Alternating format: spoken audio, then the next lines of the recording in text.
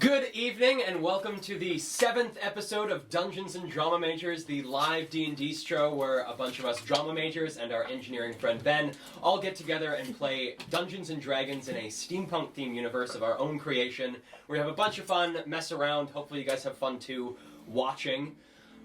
Since it has been a 2-week hiatus. We're gonna do the whole episode, show naked. Let's we're gonna go. I'm gonna give us a bit of a recap. I'm gonna start doing these at the beginning of every episode. Just a bit of a recap of what happened last episode of Dungeons and Drama Majors. When we last our hero. So where last we left our heroes slash villains, whatever we would call you guys at this point, arsonists.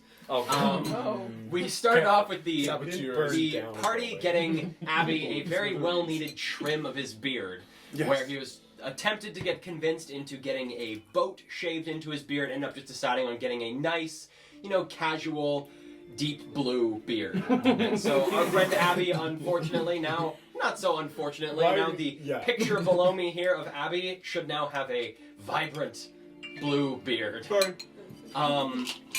After that, the party at that point, which at that point it was just Isla, Jade, and Abby who went out to get this beard job done.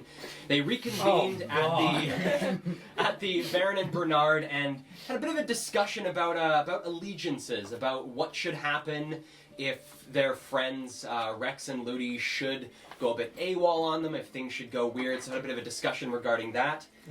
After this conversation, Rex and Ludi reconvened with their friends, and they all headed out to go to Beatrice Bellstop's home in the High District to discuss getting some items smuggled into the Caldwell Manor.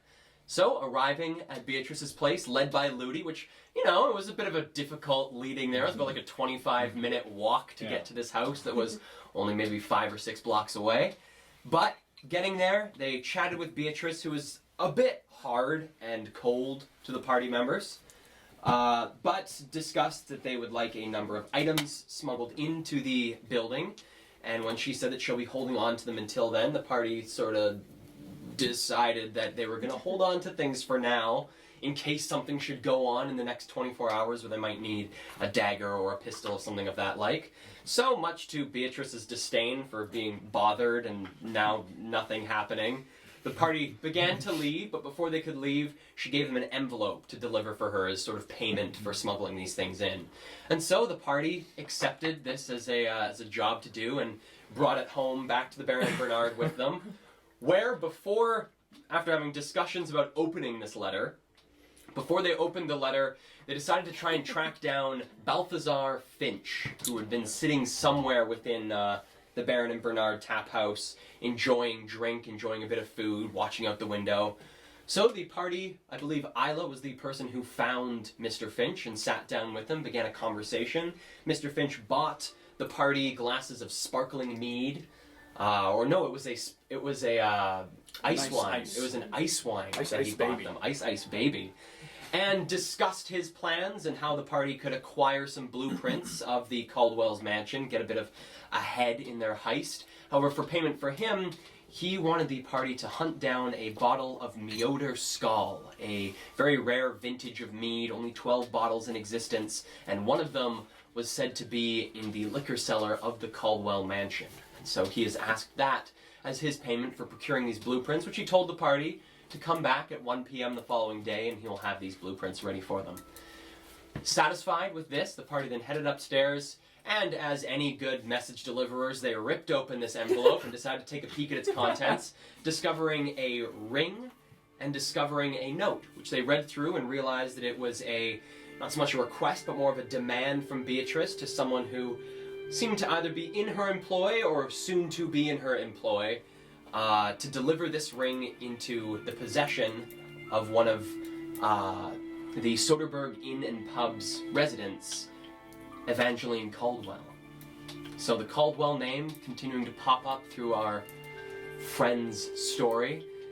And with this now known, Jade then took the couple minutes to mend the letter, make sure everything was back as it should be, and they headed off to do a little bit of a delivery, meeting with the front deskman, Zaya, a tiefling, and handing them this envelope, mentioning a bit about who had sent this envelope and their intentions. Zaya became not necessarily hostile, but very fearful of the party and what they could be and who they could be connected to.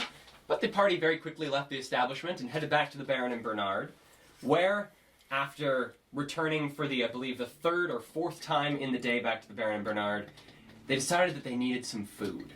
And so they met with Bernard himself and had a series of interesting interactions with the loud and shouty cook, but were able to receive meals and get fed for the night, and the party decided to settle in for a bit of a quick night, preparing for their next day. In the morning, Abby and Isla woke up a bit early, got to watch the sunrise over New Eden, and then the party reconvened for breakfast. Rex managed to anger Bernard with a bit of a specific request for his breakfast. Right.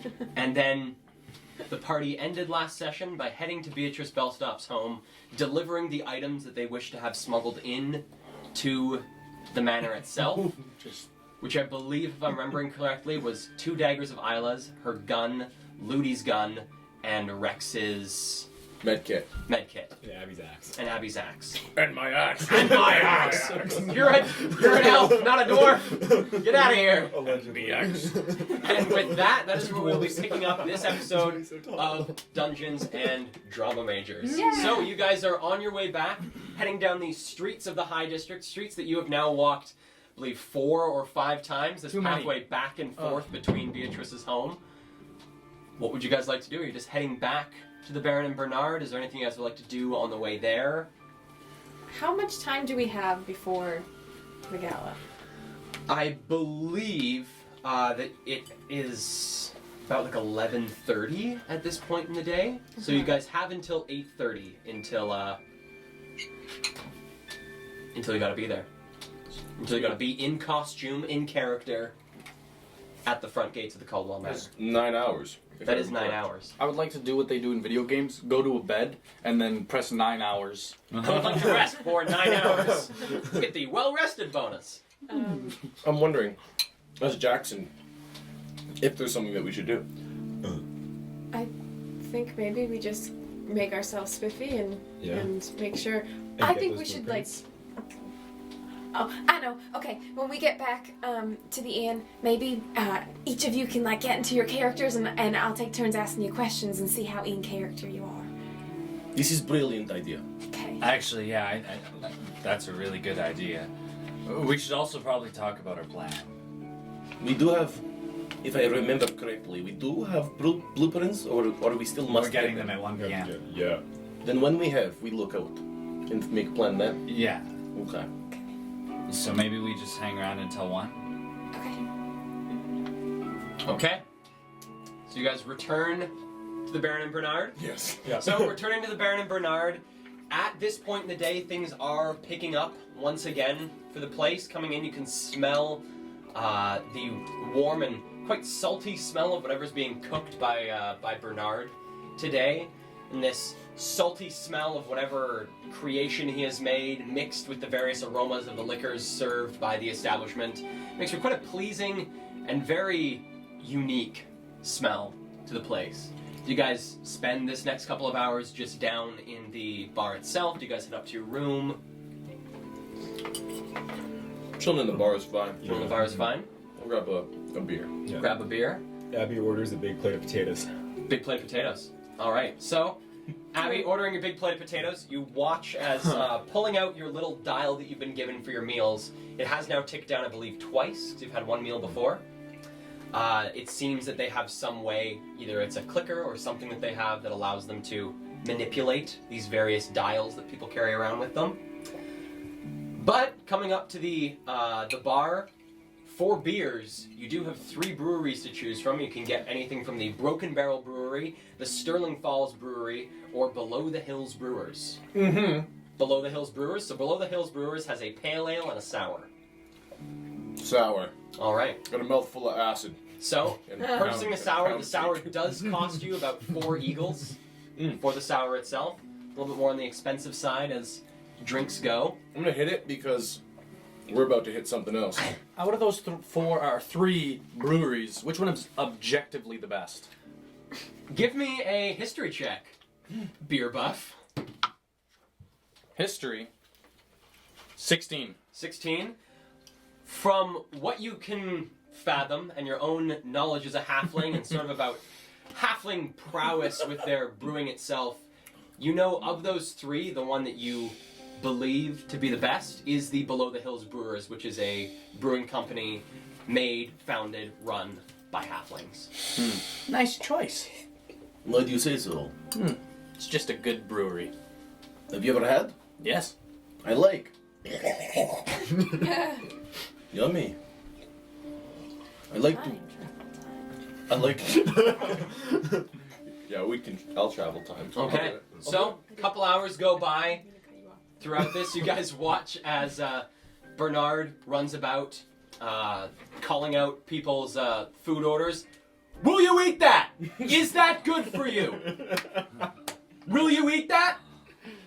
Doesn't seem to have any negative interactions with his customers. A lot of people seem to be very terrified. No one really speaks up against him. But you do notice as he comes back, there are a few moments where he glances over at Rex as he's passing by and like shoots you just like the slightest stink eye. Whenever he does that, I whisper in Rex's ear, "One strike." My butthole tightens. And a couple hours pass by, sort of watching, keeping an eye on Mr. Finch's booth, the booth he always has in the far corner against the window. These hours slip by, and you see someone come in the front door, do a bit of a peer around, and just immediately walk down to the booth, set down a long leather, not like a satchel, but like a long leather sack, and then leave. Ah. That long leather sack looks like it might hold paper rolled up, aka blueprints. This is a good point. Where did you see him put it down? I wasn't looking. I'm gonna approach the. I see where it is. And Yes, is he- it got is he put still down there? at Mr. Finch. He has them, hasn't pulled them out yet.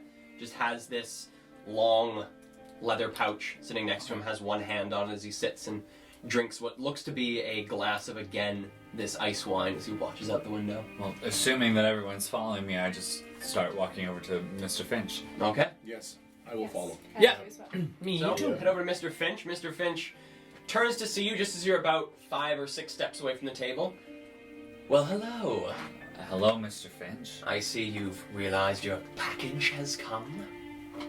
Yes, if that's what that is.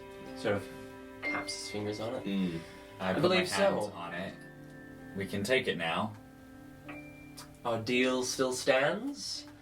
1 set of blueprints for 1 measly bottle of Miodo's Scab. I'm just curious if something goes wrong and we are unable to acquire the Mioder, what is it? Sorry, Mioder Skull. the Mioder skull.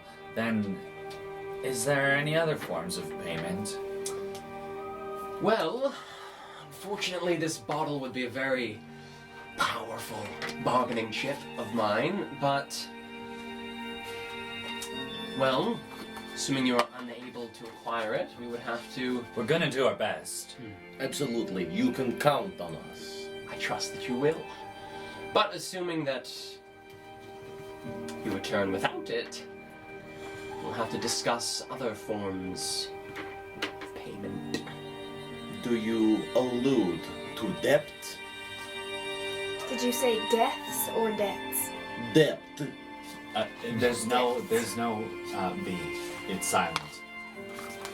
Debt. Debt. Are you alluding to debt? Debt.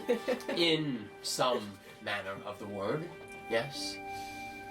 Are you alluding to deaths? No, he's alluding to No. debt. Not yet. Not yet debt. All right, well, we'll make sure to get that Mioder skull for you, and I take the blueprints. Releases the grasp on this long. Should we head up to the room? Yes, Luby. I believe so. All right, I head up to the room with the blueprints in hand. All right. Thank you, Finch. Yeah, nods thank at you, Mr. Finch. Raises his glass, takes one sip, as he watches you guys go, and then turns back to his window. Okay. I'll lead the party and use the key to open the door. Okay. Need some WD-40 in this place. Good lord. It sounds like a banshee. Banshee. Hey, you guys get attacked. This is where the combat is. I'll wait at the door for everybody to go in, and then once everybody has, I'll like look both ways out the door, make sure there's nobody in the hallway. Okay. Give me a perception check. Will do. 19. Peering out into the hallway, this sort of circular hallway that looks down into the bar itself, you do notice 3 people. One person looks to be making their way from the stairs to their room, and 2 other people are leaned up against the railing chatting. Okay. Do I hear anything like of what they're saying? They're on the from where you guys are, Oh, yeah. they're on the opposite side. Do they see me as I look around? Don't seem to notice you. Fantastic. I close the door and lock it. If there's a second one, lock that too. There's just the one, but then there also is one of those little chain things, if you want to It's- set that up. It's up. It's up. Okay. And then I'll turn around. Okay, let's look. Crack it open, boyo. I pull out the blueprints and I lay them out on the bed. All Or is there a right. table in the room? There is a small table in the room. You can lay them out it's on. too. Put it on It's big enough. They're not huge blueprints. I'd say they're about like yay big. Not as big as the ones I'm giving you are much smaller. Okay. The ones you're. The ones I'm what? Yeah. Okay. I lay it out on the table. All right. So I've got 2 copies for both sides of the table. First, going to show Oh, our lovely viewers. Each side of the table is getting one of these suckers. Closer to the camera. Closer to the camera. There you Second. are. There it is. Wow. Nice. There we go. First. We have, so the stuff drawn in black are the blueprints themselves. Anything in pencil are notes that Mr. Finch had his people collect really? for you. Wow. He does his work. Oh, he does. He's a very good. Now I see why they're Employer. worth a whole Meoder's skull. So tell me, Ludi, what are we looking at here? You're from the type of people who know these sort of what are these? Yellow prints? I'm from a monastery. I Not thought a. you said What you are were- the names of people that write blueprints? No, but you're Architects? aren't you're Not a going, family of architects. but you're going to be. Oh God, no! I'm gonna be a sculptor. Oh. My alias is a sculptor. Okay, does anybody know what the fuck we're looking at? Uh-huh. Well, the first floor, the second floor, the third floor, the fourth floor, and the basement. We're looking for the archive. That's where. Yeah. That's where Silence told us that the Aetherus crystal was. In the basement? Storage room, common room, servants' quarters, liquor cellar. Liquor cellar is probably where the Meoder skull is. The archive is Archive. down. Archive is on the 4th floor. In The his archive. room. Private Oh. viewing, private bath, private. Sounds like archive? he No does question door. mark? Yeah. That's where we think It's it a is. very maybe? tiny archive. It's probably secret entrance to Yeah. the archive. Does that Um, room have a door? Does Nope. not look so. No, stairwell from the 3rd floor. Leads us to Alexander's room. Mm-hmm. Right. Okay, And then so we need to. maybe So check we're the gonna closet. enter in the foyer on the 1st floor, and then we need from there to probably scout out initially where are all the places that are okay for guests at the party to be, as opposed to, like, you know, we gotta know where it's not suspicious for us to be walking to. Well, I mean, maybe not all of us should know that, right? Maybe Better only. to ask for forgiveness than permission. Although that's a good thing to say. That's a good thing to play if we get in trouble. But maybe there's an argument for just Jade going up to the archive because you can turn invisible. Very That good point. is true. Yeah. So I can do that. we could, one of us could work on the Meoder, or a few of us could work on the Meoder skull in the liquor room, and which is in the basement. I'd imagine he keeps it in the basement. Maybe not. Maybe it's in the archive. Well, if if it's so special. The Meoder skull, it was said, will be brought by a halfling man named Ferdinand. It was going to be a gift to Millicent, and then it was Oh, going that's to be taken right. down into the Into cellars. the cell. Okay. I say I keep an eye out throughout the party for whoever this man is. You know, schmooze, ask questions, and locate where the bottle might be. And then I'll know when it's in the cellar. Oh, do we need to bring gifts for Millicent? I fuck. don't think we have enough money to bring something. It would probably just worthwhile. give us away. Yeah, that's Yeah. right. We A could. presence is a gift. It might. Well, if We're going we to rob have them. that kind of That's a attitude, good it line. should be. Yeah. It might pay to Presents. have one gift for one person to, improve relations with maybe somebody who could give us access somewhere else. Assuming there are family members who would be so willing. I mean, don't we Wait, have what did that? you say? Bringing a gift, Oh. maybe just one, depending on what the gift may be. Well, that brings up another point. Do we walk in there as a group of 5, or do we pretend that we don't know each other? Probably best to pretend we don't know each other. I think Yeah. maybe we pair up. We make friends with each other at the party. No, I think we come in pairs. Oh, well, yeah, we could do that too. It, like the buddy system, right? Yes. But there's 5 of us. Yeah. Oh. I am more than Someone's willing. gotta have 3 friends. Well, no, maybe Jade's alone. Maybe No, Jade's often invisible ends up the that whole way. No, time. because you're invisible. I won't be at the start, but I do Actually, agree. yeah, you I probably think shouldn't be at the start, because then if you were to become uninvisible without having made your entrance in the foyer, I think I'm gonna enter as Calvin Kren, and then I will turn invisible when I have enough information. I worry, though, knowing that this is a wealthy man, he might have other ways of detecting me even through my invisibility. So maybe I should go with you, and then if they detect there's someone on the floor, you're invisible and they'll see me, and I'll just play innocent. Yeah, I think that like you were exploring. Like I was trying to find The bathroom. where they put my coat or something. Yeah. You'll figure it out. Probably on the...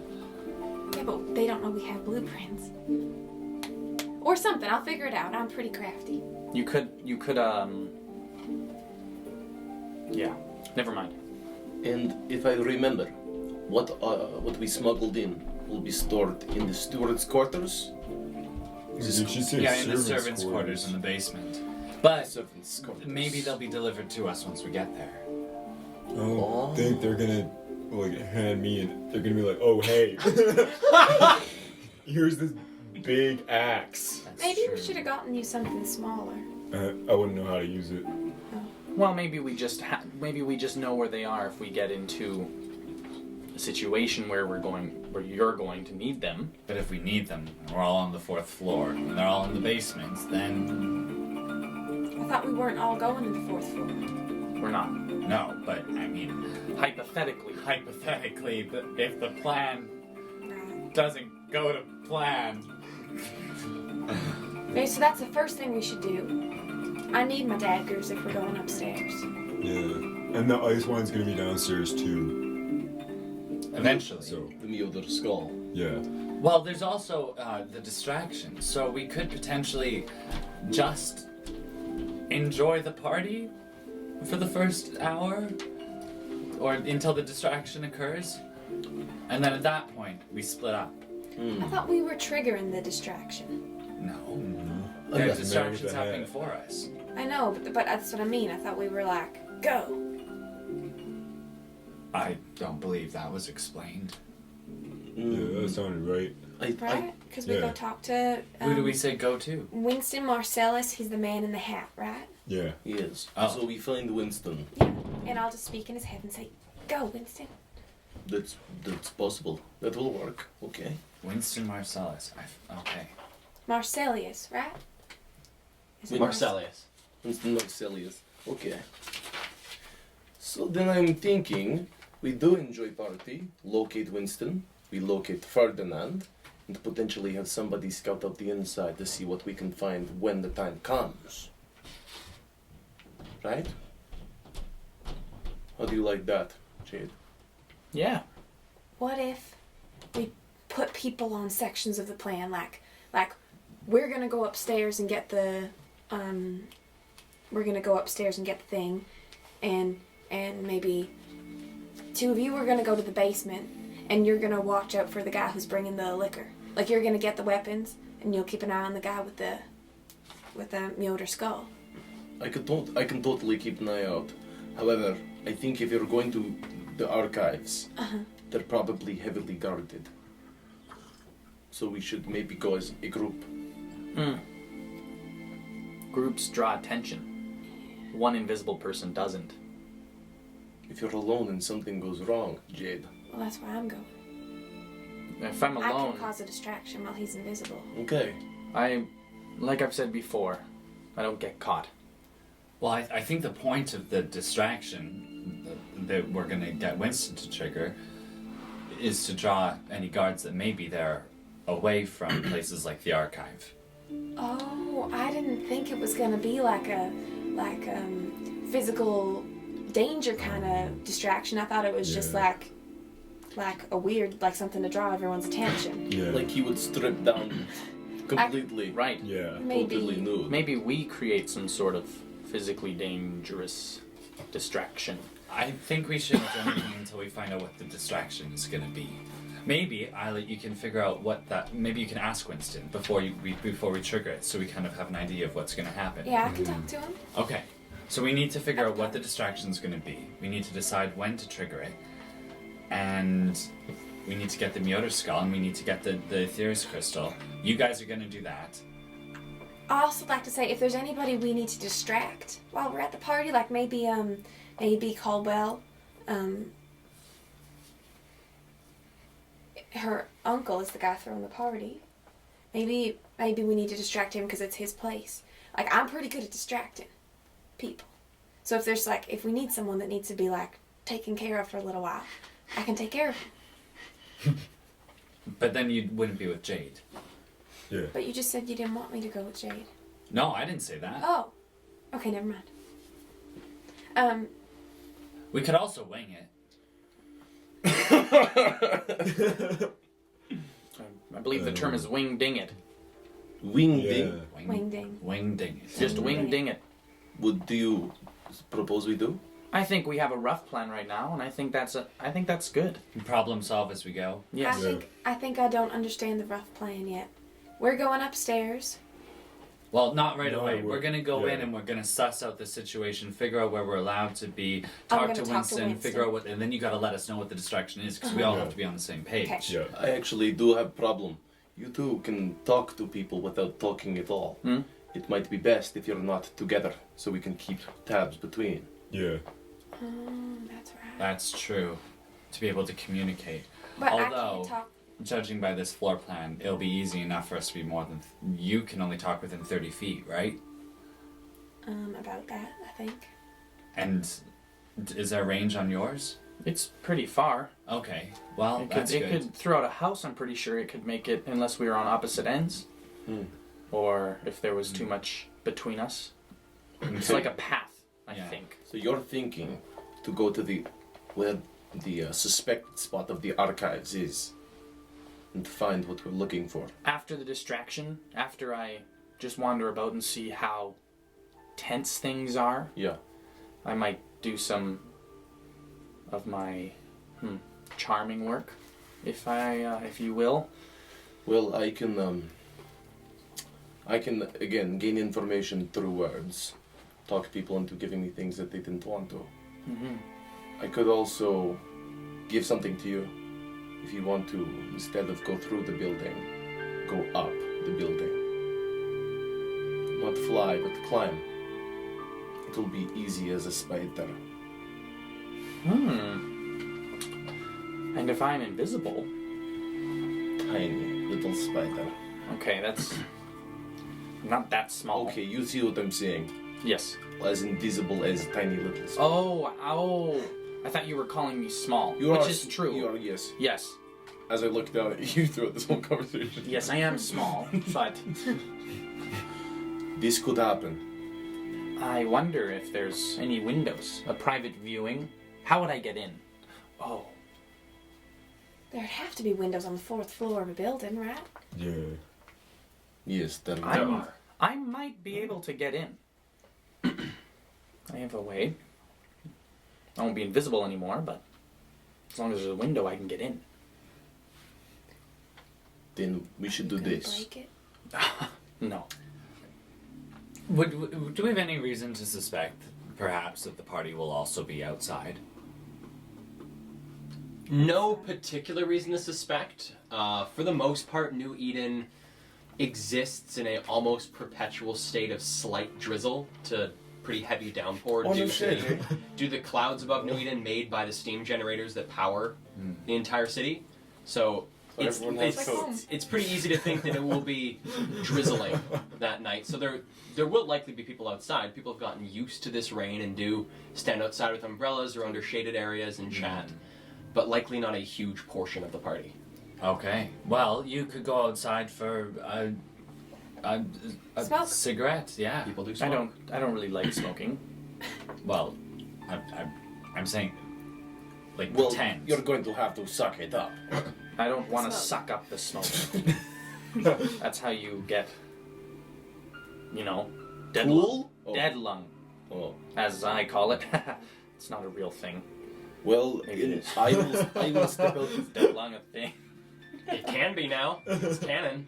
If you're interested in gaining the ability to climb, then just ask me to come out with you for a smoke, and I will. Okay. But I'm not gonna smoke. That's okay. ah. You can lie about it. Yes, I can. Wouldn't it look kind of weird, like if someone's paying attention, and it's like you go out together for a smoke, and only one of you comes back? I'll tell people I killed him. Okay, so what about this then? What if the plan is that we suss things out for that first hour, let's figure out what the distraction is, figure out if we're gonna wait for it to happen, and make sure we're all on the same page with that, and then Jade and Rex, you two go outside, and Rex, you help Jade climb, and then you can keep watch under the window and just continue smoking or chatting with people outside or whatever.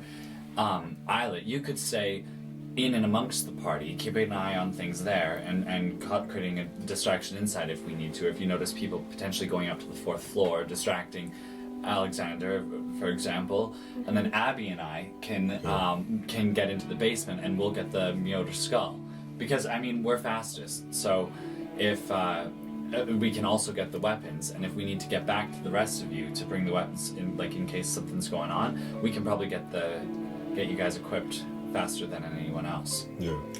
I also don't know if I need to climb. If his door isn't locked and there's an easy way in, I can just be invisible and walk in. Well, weren't you concerned that turning invisible or entering the 4th floor in a typical manner might set off an alarm or something? I wasn't necessarily talking about the 4th floor, I was more so talking about the archives themselves. Well, the archives look to be as if they're in Alexander's room. Yeah.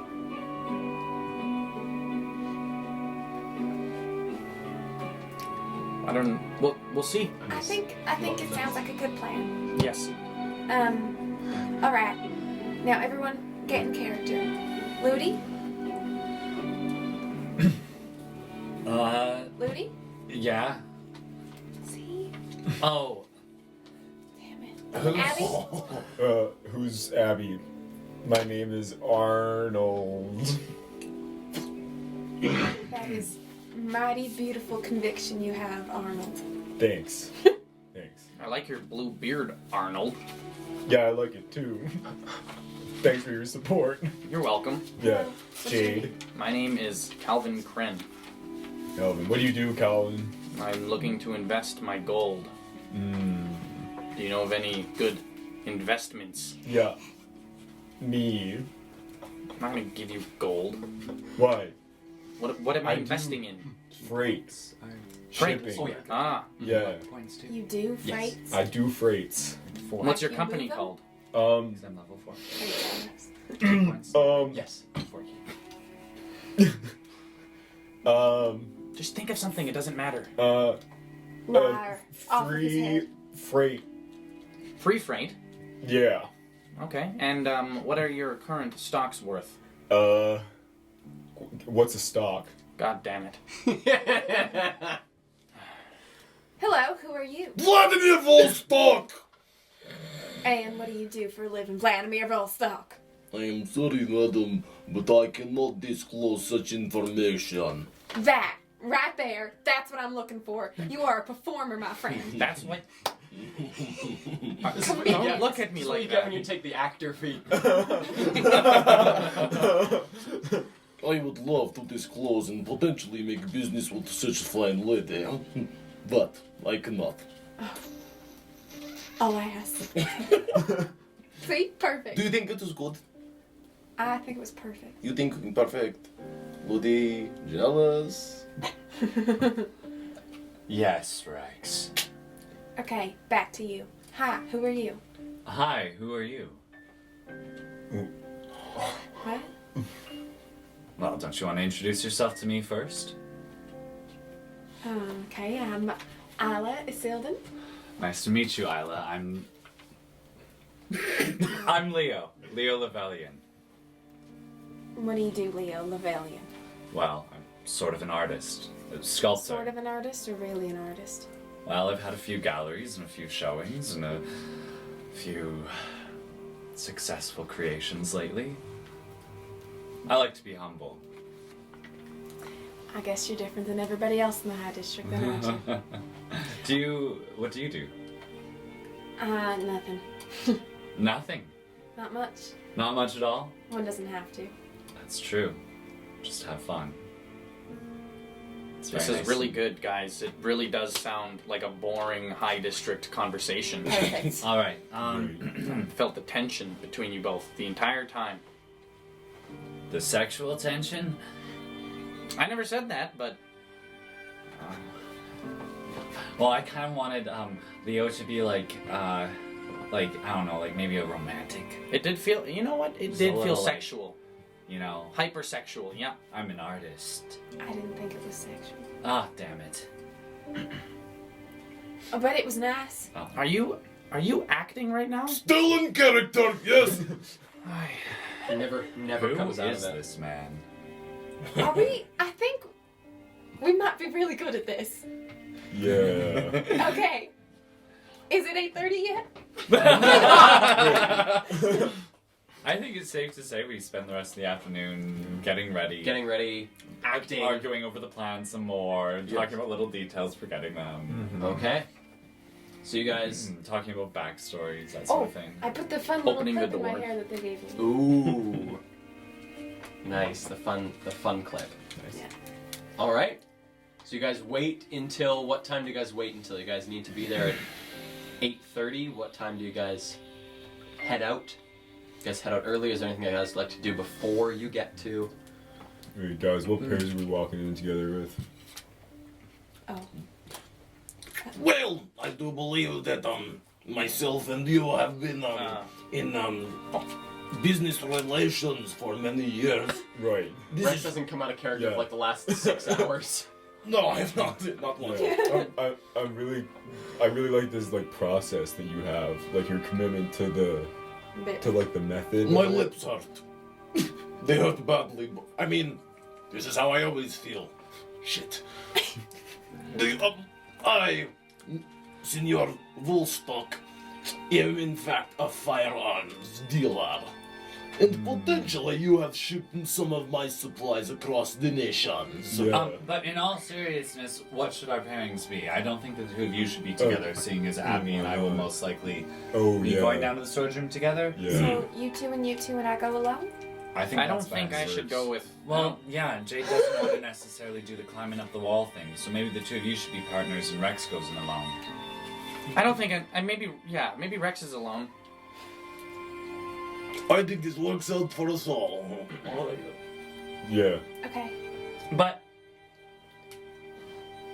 going back to one of our thoughts from hours ago, it isn't smart to keep the two of you together. Right. Mm-hmm. So I'll go alone. Oh, looks like you're stuck Okay. with Or old Jade, blood. Jade, you could go alone, What? and you could stick I with don't know Rex. if I want to enter with Rex. I don't think I want to enter with Rex either. I think maybe we all go No alone. one wants to enter with Rex. You've been at this bit for too long. I'm just No, afraid that they I won't actually- believe me. I actually think it might be better for me to go in by myself, and then that way it doesn't look weird the more I mingle. Yeah. I'm also. Yeah. I think too. I'm going to disappear tonight. So if I come in with somebody and we spend some time together, people might wonder where I went. Maybe people aren't. Honestly, people aren't going to be that focused on us. We're just. We're not. We're Yeah. nobodies. Yeah.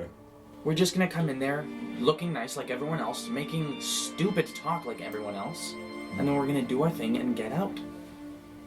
I don't think we need to put as much pressure on it. I personally do not think I actually know any of you. If there's one person that I would know, it would be you. Yeah. But does not mean we have to arrive together. Yeah. It could be that we happen chancellently upon this earth, meet there, Yeah. and then we have slight conversation. That sounds right. Riding in duos seems superfluous to Vladimir. Oh my god. Alright, so why don't you two go in together and the rest of us will go in one by one? Yeah. Nah. The two of us. No, the two of you. Yes. Sounds great. Perfect. So, Carol, Yes, sirree. are there any art schools in the High District? Give me a history check. Actually, with advantage. Do that with advantage. Nat 20 on the Oh. first one. 19 on the second. those are some nice dice. The best that you can thinking about art schools, there are a number of, not necessarily schools, but more studios where you go and train under someone who is already quite well set up Okay. in the High District. Do I know of one that specifically focuses on maybe sculpting? On or... sculpting, the one that you can sort of piecing together little bits of things you heard and things from your past, the name that you are able to put together is Aaron Aramis. Aaron Aramis. Aaron Aramis. May have been my tutor. May have been your tutor. Okay. She runs a studio in the High District, does a lot of sculpture. Hers is a bit more abstract, however. Sculpting tutor. Aaron Aramis. Aaron Aramis, and Aramis with an A. Perfect. Thank you.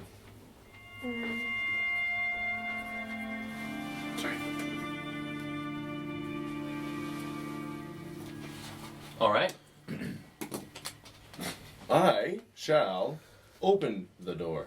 Okay, so there's two people that were standing outside now, right in front of the door. I stab them both. That's where the combat comes. Here we go.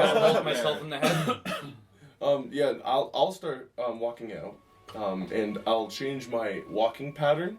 I do long strides, like enough to stretch my groin, and then after I've like planted the heel that is farthest forward, I and then bring myself forward and go even further, and then like that. That's how Rex walks. No, it's not, because Rex doesn't do so long a stride. Give me a performance check. Wonderful.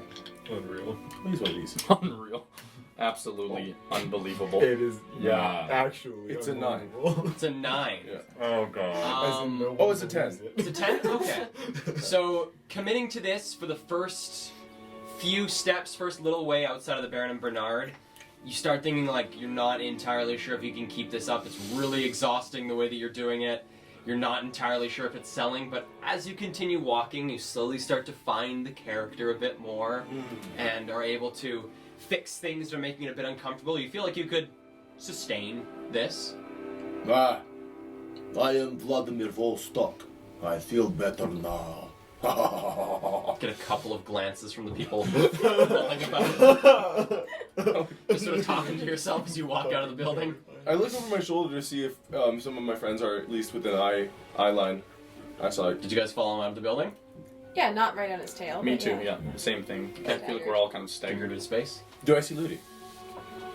Yeah, I followed out. I didn't realize that we were walking staggered, so I guess I stumble back and then I drop back and I'm at the back of the group. Okay. Okay. Well, believe you guys would have left around like 8:15. Yeah. Yes. 8:30ish. Yeah. No, we were Well, showing up eight. right on time. We left around 8. Left so when around we get there, left around 8:30. 8. Okay. There we go. Not early, not late. Give me Right a on survival check there, Ludi. Oh yes. 21. Being the one in the party who seems to know the most about the High District, Even from your position further back in the group, you are able to, with a number of small head gestures and little bits with your hands, are able to slowly direct the group on the way to the Caldwell's estate. I lead from behind. Leading from behind. And as you guys walk, the sun has begun to set, and these large clouds that have formed above New Eden, these massive white clouds, are haloed just a little bit from this golden sun that's beginning to set. You can see the rain that is softly falling has like a slight golden tinge to it, and looking out over New Eden itself, you can see that sort of grayish orange haze of the sunlight hitting the rain as it falls on the other parts of the city. Making your way there takes a little bit of time. You guys do get there in about 20-25 minutes. Perfect. And it's pretty obvious once you get onto the street itself. On the street that the Caldwell Manor is, you can see down at the far end of the street, small little cluster of people that are being slowly let into a large gate. Seems to be one person standing out in front at a podium. And there's also, to the side of this large line, there's a small cluster of people. So, approaching it, getting closer, you do realize the person standing at the podium appears to be the Caldwell's steward, and people seem to be coming up to them, checking their names, the steward going through the book, making sure the names are down and letting people in. You do see the steward turn away a couple people who come in, say their name, they can't seem to find it in the book itself, and so she turns them away, and that's what this small little grouping of people seems to be. It seems to be group of very sour high district individuals who were under the impression they had been invited, or maybe were invited at one point, but things have changed since then. How many of them does it look like there is? Looks to be 5 of them currently standing in a group together. 2 of them seem to be paired together. The other 3 are all like individuals within this group. They got bumped. Oh! Brutal. Whoa. Okay, I'm at the front of the group. I'm going to go to the back of the Go to line. the back of the line. Alrighty, so the line at this point is maybe 5 groups ahead of you, ranging from groups of 2 to groups of 3. There's also a group of 5 people standing in line with 2 of their young kids. Looks to be 2 adults, an older child, and then their 2 young daughters. Look to be twins, dressed identically in these little black dresses. Very excitedly pulling at their parents' clothes, really excited to get into this party. The older one of the kids, young man, very well dressed, seems to be trying their best to look as put together and high class as possible, but they're doing a pretty bad job of it. They outwardly seem very nervous, and you guys pull in behind this group, and slowly, sort of this jolting pattern, the line makes its way forward. The ones that seem outwardly very nervous, looking at them, they seem nervous because it's one of these galas and it's a bit scary to be at generally, or do they seem nervous because they seem out of place? Give me an insight check.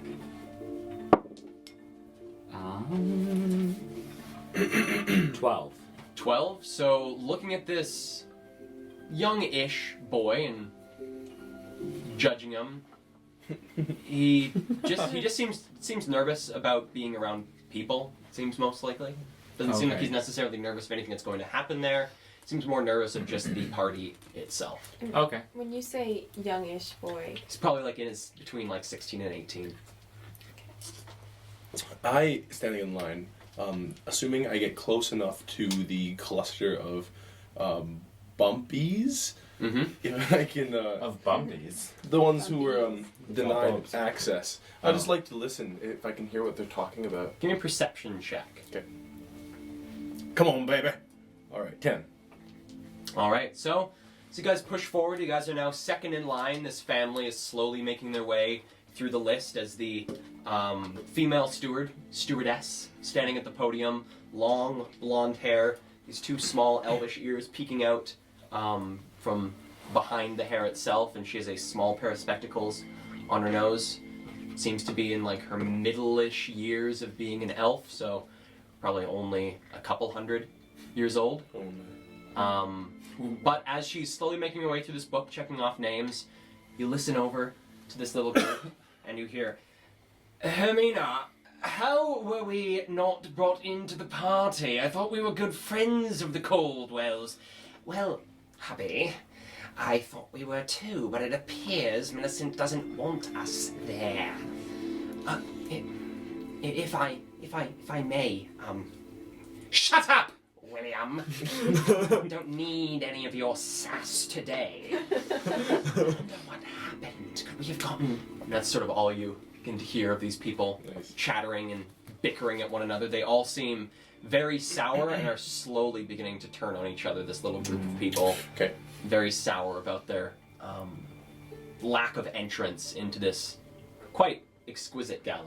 I see, okay. So coming up to the front, you guys see the stewardess, and you guys can see this large wrought iron gate in front of you. The wrought iron gate is flanked by two of the Caldwell's guards. The guards themselves are not like the overseers. They are like a privately hired security force.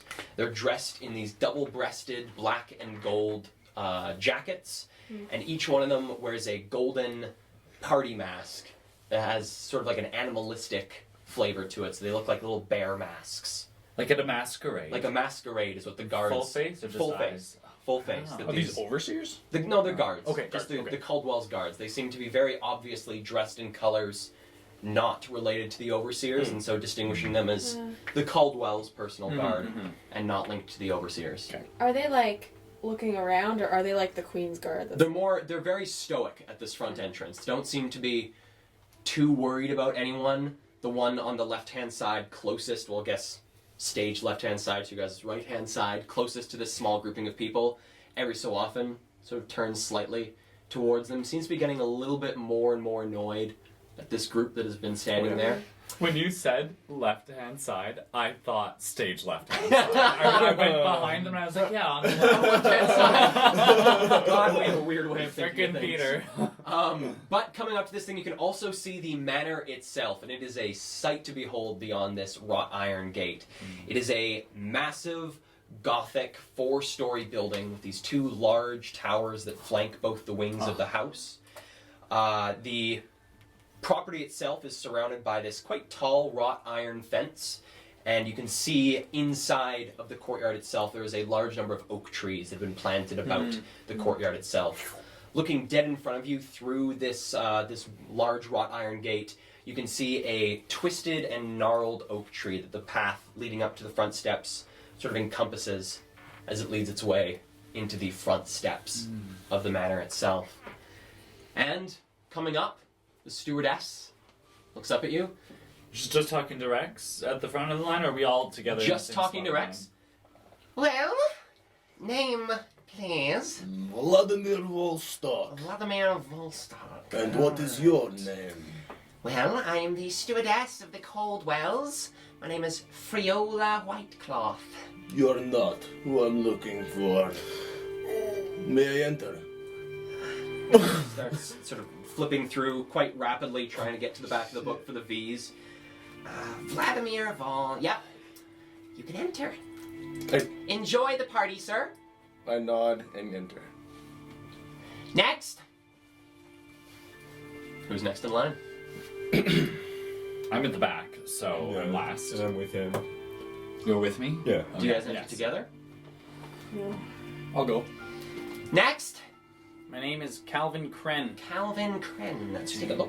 She Arnold. flips back to the front of the book. Yep, Calvin Kren. Enjoy the party, sir. Thank you. I'm not in line. So I just take a little look at my pocket watch. Mm-hmm. That's alright, my neck. What time is it? 8:27.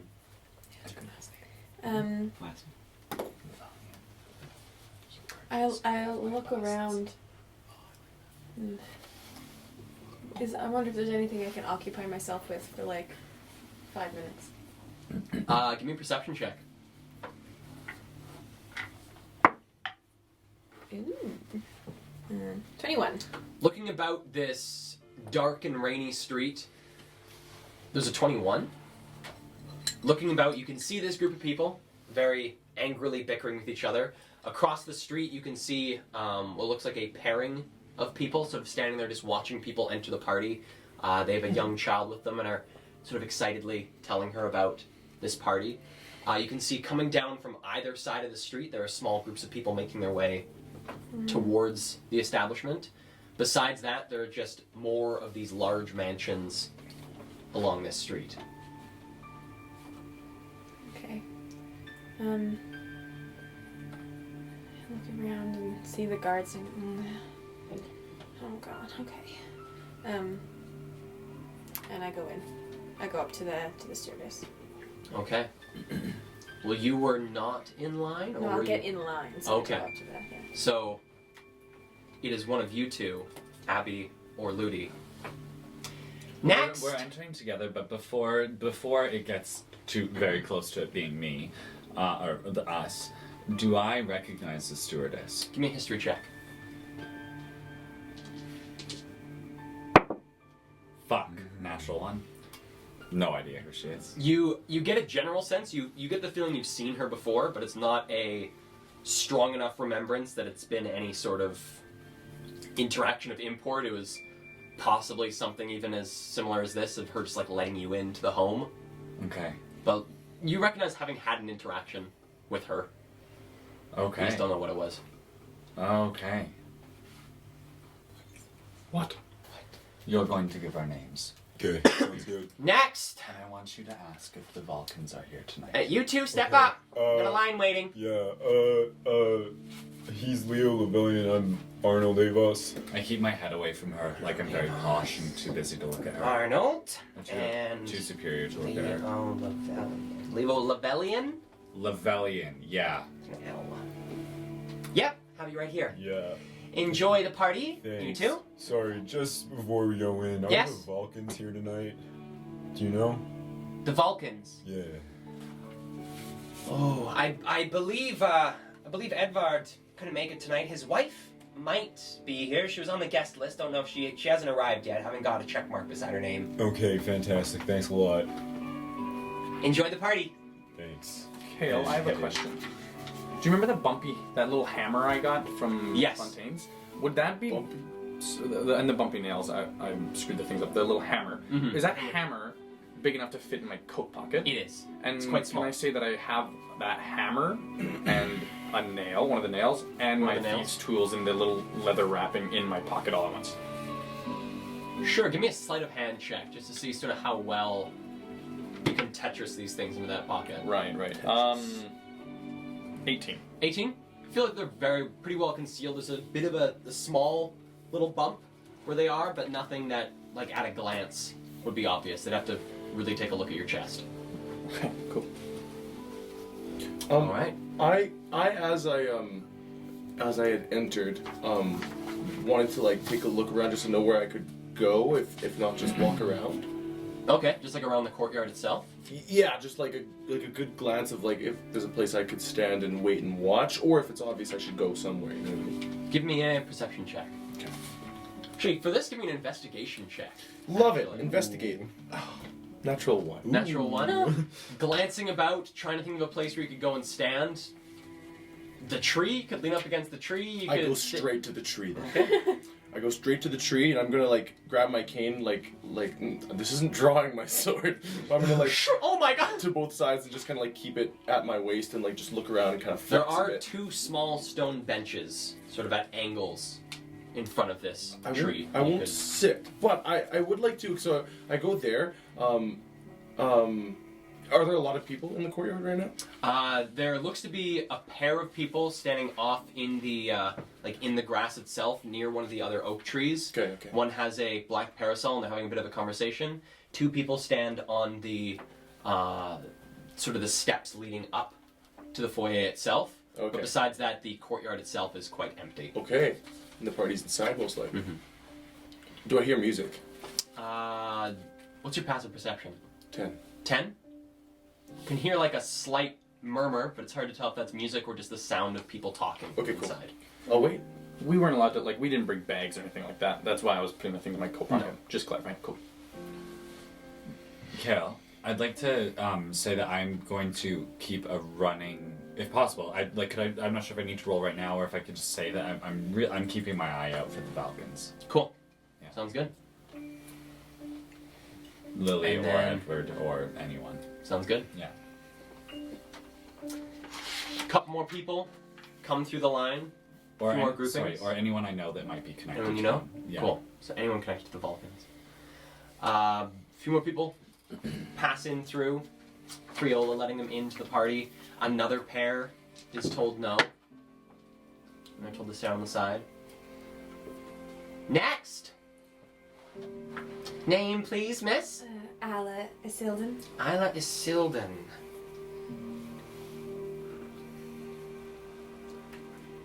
Yeah. Put your name right here. Oh my god. Enjoy the party, miss. Thank you. Sort of watch as you go a bit. Next! I was watching the gate. Did I notice that interaction? You did. I did. I'll straighten myself and like take two metered steps towards Isla, and then bow my head and extend my hand. And say, "Hello, fine lady. How do you do?" No, kiss your hand. Well, thank you. What is your name? Isla, and yours? Vladimir, but you are not who I'm looking for. I'd say, would you join me inside? I am here alone, but on business. I'd love to. Then I'll go towards the door with Al. I'll have already entered the house. Okay. So you guys are heading in. Jade has just entered. And the two of you coming together, did you guys just walk past We're Rex? together. We're Yeah. together, yeah. Okay. Okay. So, you guys enter into Oh, gala itself. shit. So there's gonna be a slight change in music. Unfortunately, I couldn't find anything that I wanted, so we're just gonna use this. That's kind of fun. I know. It's gonna be fight music. It's cheery music. So, coming into the gala itself, you guys enter an expansive room. So on your blueprints, you guys are entering the foyer of the building itself. So coming into this room, from this room's high vaulted ceiling hangs a magnificent crystal chandelier that reflects light all around the room. A dual staircase descends into the room about 30 feet from the entrance itself, and from its balcony, Millicent Caldwell, alongside two other women, watch the gala unfold below them. The room is filled with white tablecloth tables, sporting all manner of appetizers and sweets. White-clothed maids and butlers walk about the gala, serving sparkling mead to the guests. To your guys' left and right, the party expands into the adjoining wings of the manor, into the east and western wings. Laughter and chatter fills the air with an excited murmur of voices. And as you guys are watching around, listening, there appears to be music coming from somewhere, but it is hard to tell where. Hard to tell if it's a band or if it's something that has been pre-recorded and they have the money to purchase a gramophone and have music playing. But looking about, you do notice three small shapes ducking in between the legs of some of the adults. It appears that there's a small group of children playing amongst the adults partying. Are there any? What do you guys do? Are there any animals? I thought there was gonna be animals. Are there animals? Animals? Peering about. Give me a perception check. Sure, man. Whoop. That's a third. Oh, yeah, 13. 13, looking around the room, can't see any Oh, animals. that's great. Besides the couplets of guards with the bear masks. They're bear masks. Okay. Does the party appear to extend up the stairs to the second floor past where Millicent is? Doesn't appear to. Okay. And how far to the sides does it go? I believe, because I think you guys have like a little distance calculator there in the bottom right-hand corner of your blueprints. Oh no, I'm sorry. I meant like how. That was unclear. I meant like how far is everybody gathering? Is it all the way through the? It's pretty through well all the eastern- way this, like right below, right between these two curved stairs. There's a lot of these white cloth tables. A lot of people are mulling about, taking drinks, eating food, and then looking into the wings, there are large groupings of people around furniture and more of these white tables. So it's a pretty expansive party. Like ballpark guess, there's at least 100 people in just these front three Wow. rooms of the building. I'm gonna, leaning over to Abby, I'm gonna say, let's get ourselves some drinks and go hang out in the corner. Let's do that. I flag down one of the stewards, and The steward comes over, appears to be quite a stout human. Drinks. I take 2 without responding to him. And I pass him. enjoy them. Thanks.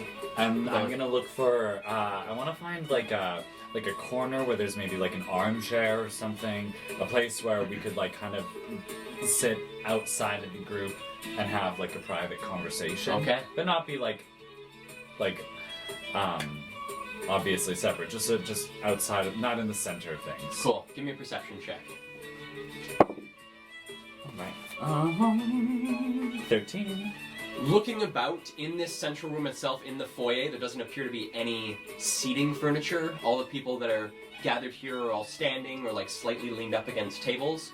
But looking into both of the wings, there does appear to be some free seating, both in the hallways leading to the wings and in the viewing areas of the wings themselves. Okay, are any of those spots a place where we could see the crowd at large? Or are they both a little bit more Best spot would probably be in either the wings themselves versus in the hallways. Great, we're gonna go to one of the wings then. Okay, do you guys go east or west? West. Okay. So, heading off to your right, you guys head down into the western wing of the Caldwell's Manor, passing by some pretty tight groupings of people who are all standing together drinking their sparkling mead. Abby, you do notice you get a couple of curious glances at your beard, but most people sort of nod it off. And you can hear small groupings sort of like laugh and chuckle as you pass by. But you guys come into this large viewing area, these tall windows looking out into the street itself, and are able to find there's a small cluster of 2 large upholstered chairs with a small end table placed between them that's currently vacant. Wonderful. We take a seat, Yeah. and I'm gonna watch Abby as he sits down, and also just having taken notice across, like as we were walking over here, what pointers might I have for how he could be doing a better job of blending in? What have I noticed? How's his posture? How's his walk? How's his confidence Give level? me a nature A nature check. check. Yeah. Yeah. Oh, my fuck, God. That one. He seems to be doing okay. Abby, you're doing Well, good. this is I mean, Thanks. fuck, what's your name again? I don't say this out loud. What's your name Yeah. again? I know it. because we talked about it. Arnold. Arnold. Yeah. Stuff. Stuff. Arnold. Arnold. You're doing well. Thanks, Leo. Yeah. Is there any artwork around us? There is. So looking up at the walls around you in this area, there are quite a number of large landscape paintings appear to be painted of either New Eden itself, of the West Cliffs. Some appear to be old paintings of depictions of what they believe Liramar looked like before the fall. Okay. But it's a lot of landscapes, not a lot of portraits or abstract art in this room. It's mostly landscape. Cool. Great. I think we sit down, and I'm just going to keep my eye out, and I'd say, I don't know. I'm just making light conversation about art, talking about the artwork, the paintings. Yep. Okay. Yeah. Listening intently. So, Jade entering the party. I would like to go towards the east wing, Okay. find a drink. All right. So, walking through and glancing about, looking for one of the waiters. You do notice a shorter waiter making their way through. Immediate glance, they appear to be a halfling woman, and they quickly, realizing you don't have a drink in hand, rush over. Drink for yourself, sir. Thank you. Enjoy the night. Scurries deeper into the crowd. I want to go towards the east wing, and I want to look at the staircase that's near it and just see how guarded it is, or like I'm just gonna glance over there. Are you looking at the curved staircase itself or the side staircase? Side one. Cool. So, coming into the east wing, glancing about, give me actually a perception check here. Oh. That is a a non-natural 1. Okay. Oh, wow. Looking about, there appears to be one guard standing at the stairs, less of sort of a defensive or aggressive positioning, but more as like a way of sort of keeping the party where it's supposed to be and not letting people go up the stairs. Totally. Besides that, that's sort of all you notice Cool. in the room. A lot of people chattering and laughing, but a lot of also commotion going on in the area about 2 feet above you. So it's hard to discern much else of the party. Cool. I will look around the East Wing and see if there is any pretty halfling ladies. Okay. Give me an investigation check. Investigate for those ladies. 12. Looking about and making your way around the eastern wing itself, you see a large grouping of people sitting at one of these long couches, 2 upholstered chairs beside it, and a long end table. And looking at this group as you pass by, you notice that there is 1 human man, 2 elvish women, and what looks to be 3 or 4, not 3 or 4, there's 4 halflings, 3 of which are women, 1 of which is a gentleman. All these halflings are clustered on the couch.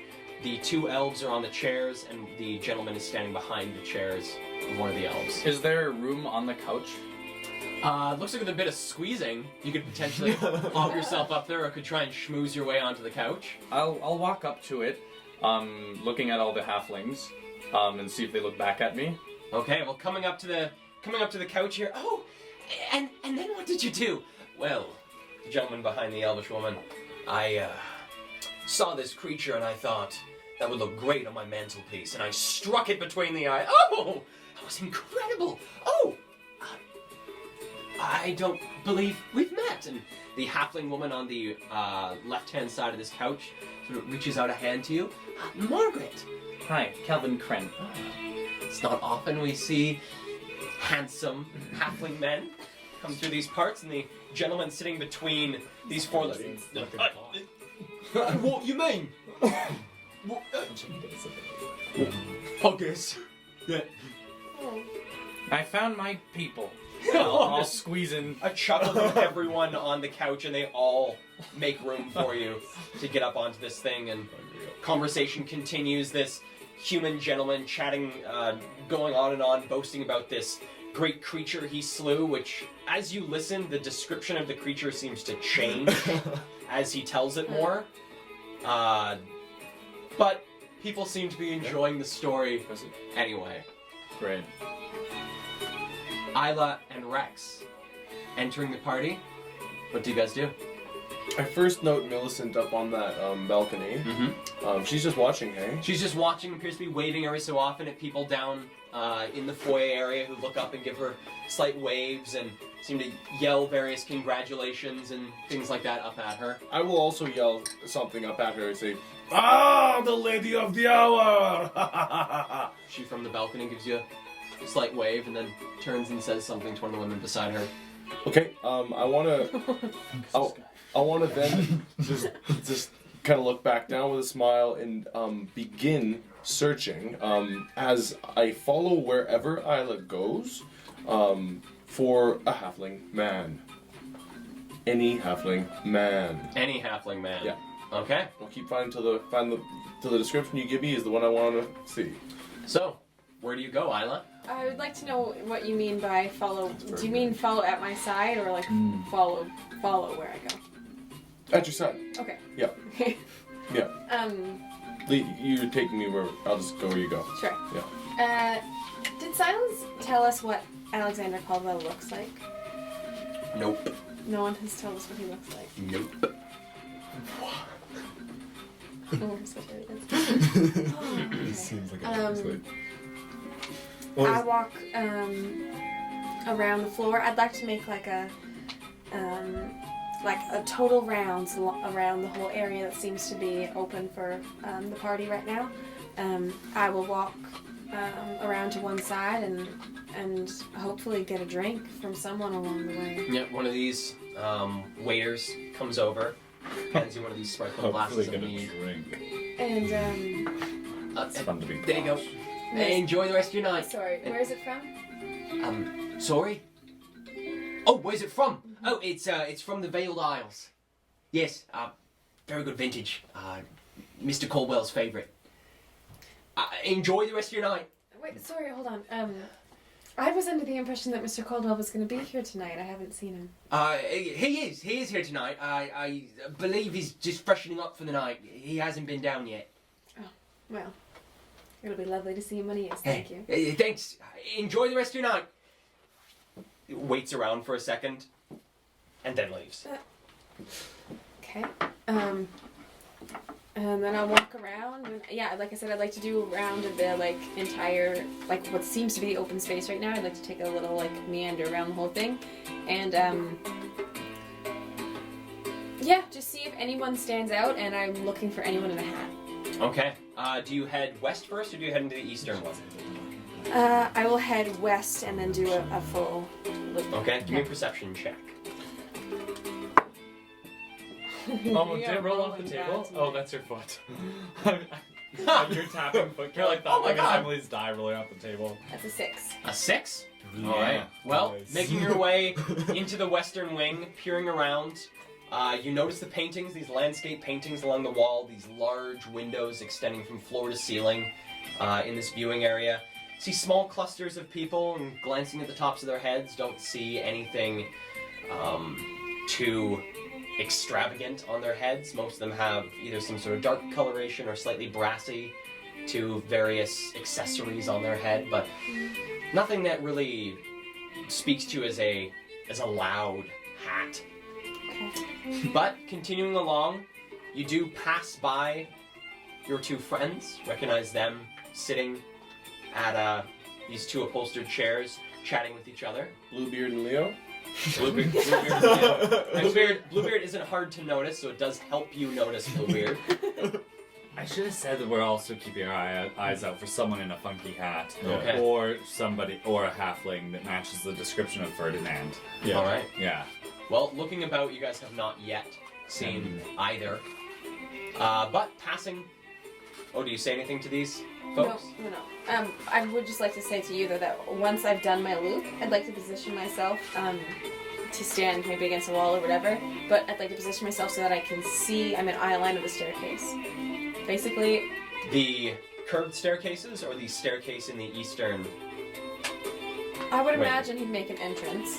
So the curved staircase. Sounds good. But I want to see when he comes down. All right. Well, making your way from west to east, head down, begin peering around, looking for people, and you do notice coming into the eastern wing, far up against one of the windows, there is a small crowd of people around a tall, yellow hat with red, black, and white feathers coming out it from all different angles, and there's a small crowd of people. Sounds like Around this Ferdinand. Okay. We can't see that, hey? Just Sam? You guys can't see that because you guys are in the western wing. This is in the east wing. Okay. I would like to get so I'm just about like 25 feet away from him So we're looking for All right. and still facing the stairs. dropping off. And in his head. So in this room, you can't quite see to the stairs Okay, because so you're inside, sort of like the bulb I'm of in the the east circle. of the east. Then I'll sit east- myself. east. Oh, the easter. I'll sit myself on the corner here, like on the. The like the southern corner. Yeah, on the corner, so that I can see the stairs. Okay, so you And can I'm see like fine the, with talking to him with my back to him. cool. So you can see the bottom of the stairs from this angle. Sure. All right.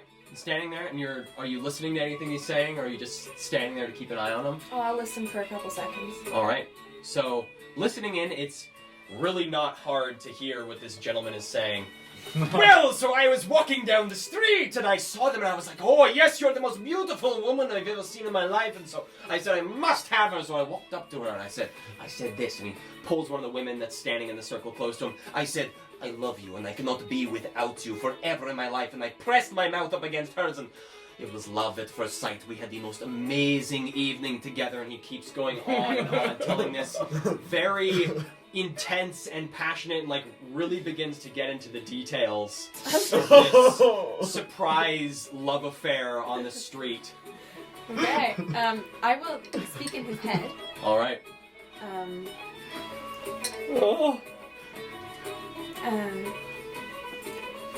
Marsalius, I presume. Here he's talking, and then we were making love, and I could feel myself inside of her. Excuse me, esteemed friends. I must use the room.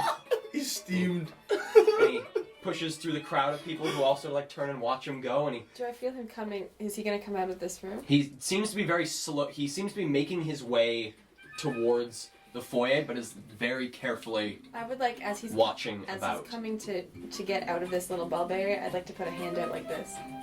All right, so I'd like to say I'm keeping my eye on Isla.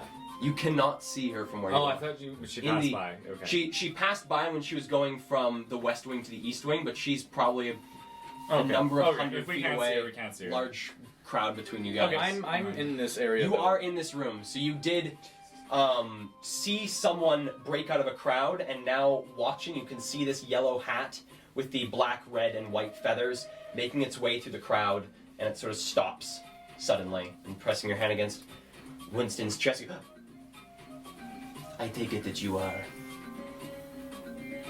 someone who is interested in talking to me. I'm not quite interested. What name should I call you, beautiful woman? You can call me whatever you'd like. I'm gonna call you beautiful woman. Great. Do you and I have a mutual friend? Do you know of any friends we might have mutually together? It's like never letting go of your hand. Just moving it from hand to hand. Acquaintances, I would imagine, yes. Who might they be? If you Sorry. don't mind me asking. Your name. Oh, terribly rude of me. Terribly. My name is Winston Marcellius. At your service.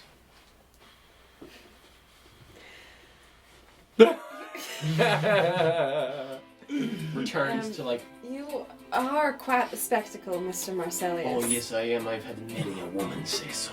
I want to go home. In his head now, not out loud, I will say, I've heard you can cause quite a ruckus as well.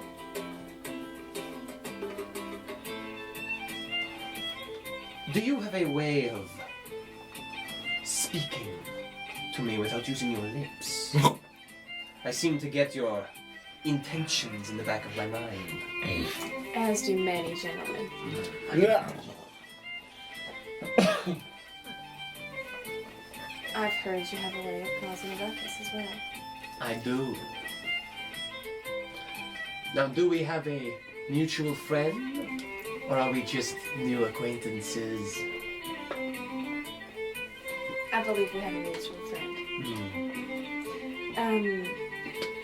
Has our friend talked to you at all about the gala?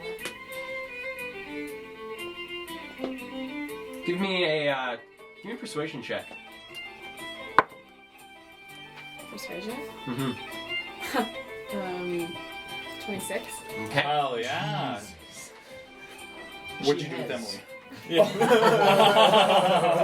Who are you and what did you do with our friend? She's talked to me quite recently, actually. My plan sort of pulls you back against the wall. This is Millicent's coming of age gala, and things you see a group of people walk by. Very interesting as things go on through the night. My plan, currently, is to ask her to marry me. It's a big enough spectacle, and those here in the High District love themselves a spectacle, especially when Winston Marcellius is at its center. Worst case scenario, get turned down. Best case scenario, I might be a Caldwell in-law. The Wow, this guards, dude is ruthless. Yeah. the guards here tonight don't suspect anything should go wrong, and so are likely to be drawn to the spectacle. The best time for you and your compatriots. You are quite an industrious man. Big ways of making money. Acting is just my way. I take it, Winston is not. Real? No. Not the slightest. Well, if that is all we must talk about, miss. No, you are so beautiful. Like, he's backed up against this wall, but has now turned himself to sort of block people seeing his face. Arm against the wall, other arm against his side. Face is a little bit closer. So see him glancing about a bit, making sure no one's watching. To help support the image, I just touch him on the shoulder and say, "And what time should we be expecting your surprise?" Well, it is at your command, as our mutual friend told me. I can be ready whenever. In his head again, I say, "I can speak in your mind, but I have to be close enough to you to do it." One of my compatriots has the ability to do so from farther. It's a man's voice. A little high-pitched. And I am to wait for this voice to say... Get on one knee. Sounds like a plan.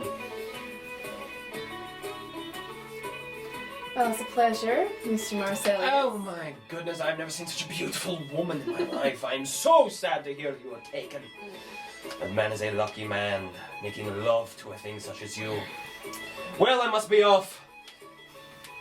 The young man's room calls me. Enjoy. Be seeing you later, beautiful flower. And he heads off, the slight glance back at you. I have trickled toward. I'm not peeing though. I've trickled. Is that working? No, it's fine. You Okay. went. Towards the staircase, which is kind of like by those curvy stairs, like near where Jade was at. But I want to see if there's one guard at that staircase you mentioned. Yes, there is one guard. Okay, I'm gonna walk up to the guard. Say, I'm interested in what is going on in the basement. Is it off limits? It is. For the night. No partying going on down there? No, not. Servants go down there, get more booze for the party. Besides that, no. No entrance. Caldwell's orders. Glad I'm not. Party's big enough down here. Glad I'm not missing out on anything. Enjoy the party, sir. I'll turn away and continue. Just keep an eye out for Ferdinand. Okay. At this point, how long have Abby and I been sitting on the chair admiring the artwork? You guys have been sitting there for probably about half an hour now at this point, making its way towards about 40 minutes. I'm getting restless. Why don't you say we go for a walk? Yeah, let's do it. Okay. I'm going to. I'm just assuming that I'm not overstepping. I'm going to lead us. And I'm going to skirt the outside of the room, and I'm going to I'm not going to crash my way through the middle. I'm going to stick to the outside, admiring the artwork on the walls, keeping my face away from people, but stealing glances once in a while. I'm going to look for Isla. Or wait, no. Actually, I have no reason to believe that Isla might have found Marcellius. I'm gonna look for the first person in the group that I find. Okay. Give me a perception check. I'll help him out with it. So advantage if he's helping me? Like just double roll? Yes. Yeah. Okay. 18 perception. 18 plus 21. 21. Yeah. All right. So making your way through the crowd, looking about for people that you might recognize. You notice. First person you notice, you do notice Isla, and you do see this yellow top-hatted individual sort of weaving their way through the crowd, seeming to have small little interactions and such with people as they pass by them. But you see Isla up against the corner, smirking slightly. Right. Is there any artwork? Is there any artwork over by where Isla is? There is, actually, right on the wall next to where Isla is, there is what looks to be a family portrait of some of the Caldwells. Looks to be Alexander, and then a mixture of the other Caldwells. Come along, Arnold. I want to take a look at that portrait. All right. And I approach the portrait, and I don't even look at Isla, but I walk right up next to her, and I just stare, and I start inspecting the portrait. Taking the painting, I look for the artist's name, and I'm standing right next to her. Okay. Yeah. Looking for the artist's name, you can see a small signature in the corner. You do recognize this signature as being Penelope. She never went by a last name, just a first name. And as someone who often does portraits in the High District. Okay. All right. I'm hoping that Isla's gonna talk to me, but Em's busy, so maybe we can go to someone else for a bit. Well, Jade, Rex, is there anything you guys would like to be doing? Rex, maybe we can't see Jade right now. I've been looking around for Ferdinand, and there's no sight of him, right? Give me a perception check. Thank you. Shit, 4. 4, as you continue your way through the party, can't see Ferdinand until you feel a hard impact about midway up your thigh, and you hear, Whoa! what are you doing? Oh my god! I'm sorry, You're big! I'm drinking here, what are you doing? I, And looking down, there is a small, very angry halfling man. What? I just... My wine! I was looking for you, I was... You're looking for me? No, I wasn't... Well, yes. Who do you think I am?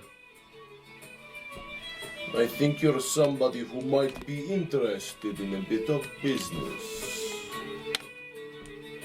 Would you come with me? Give me a persuasion check. Okay. Oh, baby. That's gonna be a 23. You seem friendly enough. Where we going? Want to follows you. take a step outside? Alright. Okay. As I'll gesture in front of myself towards the door and say, after you, friend. So looks behind himself and stumbles forward. This individual, it's very obvious, is quite heavily inebriated. Time to take advantage. Okay. Stumble outside. I want to look at this person. I'm assuming it's Ferdinand to see what they have on their bodies. Give me an investigation check. Okay. Is a +1? That's a plus. Yeah. 13. Looking Oh at no, them, it's more. It's actually 15. 15. Yeah. Looking at them, they have quite a nice double-breasted, sort of steel gray coat Okay. on. Okay. They also appear to have a pocket watch. There's a small chain into the breast pocket. Besides that, it's hard to tell what they have on them. There's a number of pockets throughout this suit that they're wearing, but it's hard to discern what might be in these pockets. Sweet. Okay. And once we've reached the threshold of the door and down the steps, I'll say, Yo, you right? What'd you want? well, I was actually told that you are a capable member of the collectibles acquiring industry. Collectibles. My name is Vladimir Volstok. I'm a firearms dealer and also antique weaponry collector. That was what? Antique, The weaponry Ant- detector? antique weaponry detector. Now you've got me saying it. Antique weaponry collector. So, I was thinking potentially you may have some contacts that may be of benefit to me. Yeah. You are Ferdinand, are you not? Are you Ferdinand? No. Name's Jamie. Jamie Boston. Oh God. Are you, Oh. what brings you to Millicent Caldwell's coming of age party, Jamie? Well, I'm mostly in it for the liquor. I can see that. Pretty nice place. Mm-hmm. My mum owns a pretty nice shipping company. She sent me here on her behalf. Pretty nice. I see. Okay. So stumbles a bit forward. He's now like on the grass of the courtyard, like hands on his knees. Are you going to be okay? Maybe.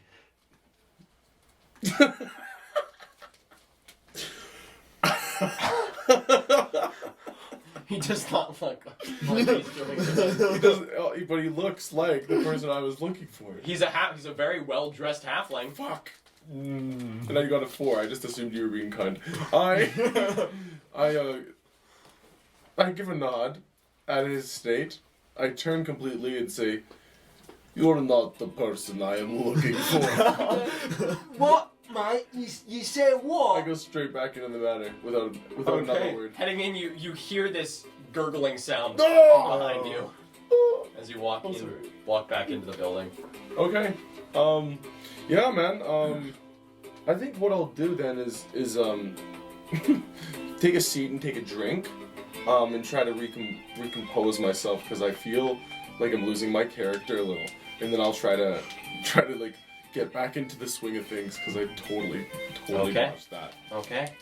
Well, while this is going on, Isla, you do notice your good friend Ludi, aka Leo, coming up beside you, looking at this painting, talking to Abby beside him, seems to be trying his best to bullshit his way through this family portrait. Penelope, yes, she's a very famous art. Well, we don't even know if it's a she. Any of her portraits are just signed Penelope. He's coming up to me. Well, he's like right next to you. You were standing there. You would have seen me walking up, but I ignored you and just started looking at the portrait and I'm standing right beside you. But I'm clearly not speaking to you. Okay. I'm clearly waiting for you to talk to me.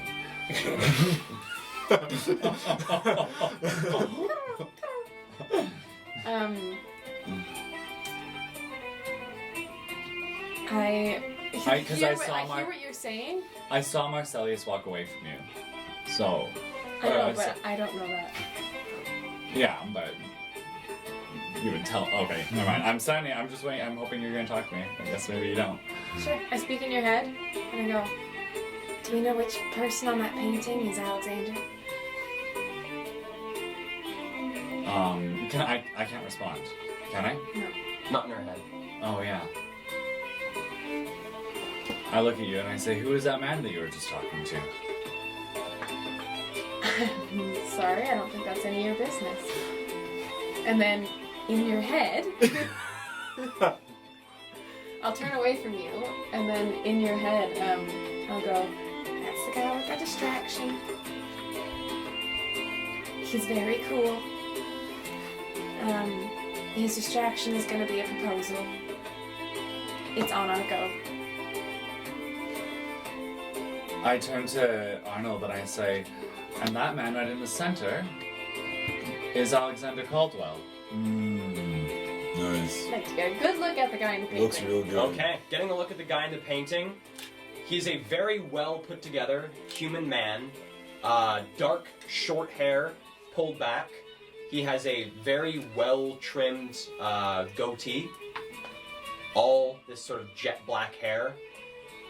Looks to be in this painting, might just be in comparison against people that he's standing with, but he's quite tall and also quite broad. And in this specific painting, he's wearing a gray suit, completely gray. Can't see his feet, can't see what shoes he's wearing, but it's a gray suit. Okay.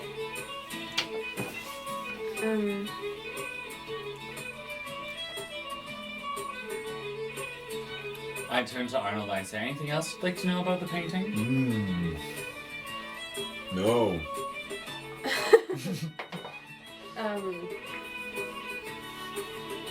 In Lodi's head, I go, "No. Thank you." I turn to Arnold and I say, "Anything else you'd like to tell me?" I mean, you look very nice tonight, but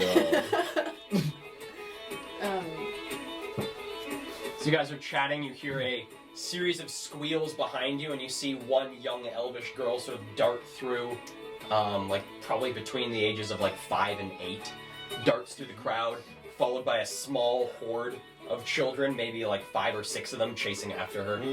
Okay. In Looney's head, I'll say, Oh, I should mention that he's expecting to go on Jade, from Jade. Okay. And then I walk away from the portrait with Arnold. Or assuming you follow me. Yeah, Yeah. of course. Okay. I'm sitting on the couch. I'm assuming it's gotten to the point where my arm's completely around. Oh yeah, and she seems quite happy about it. And we're She's just got a talking. little hand on your knee. Yeah, so I actually helped create the Calvin Kren Undergarment Company. I never purchased any myself, but I believe I've heard my brother talk about that. That's Really? incredible. Yeah, well, it's my name. That's who I am. Amazing to meet a man whose passion is undergarments. Well, now I'm looking to invest into some bigger things. Like full-on trousers, or like... Could be anything. I'm just keeping my eyes open. Did you hear that, Rebecca? He's keeping his eyes open. Well, I'm gonna go now. Oh. Well, okay. Well, it was really nice getting to meet you, Calvin. It was good to meet you too. I just have to use the washroom. All right. I'll be back. We'll save your spot. Okay. I'd like to say that we're looking for Jade. Okay. Yeah. It's funny, I'm also looking for Jade. Oh my Halfling god. man. A halfling. I would like to say I'm still watching the stairs. Still watching the stairs, waiting for Alexander. Yeah. Cool. Not like watching the stairs, just, casually drink a hand. All right. I look for a bathroom because I actually would like to go to one. To go to one. Alrighty. Well, looking around for a bathroom, I believe on this first floor. So heading towards the western wing, and looking around, you're like watching for a bathroom, looking anywhere.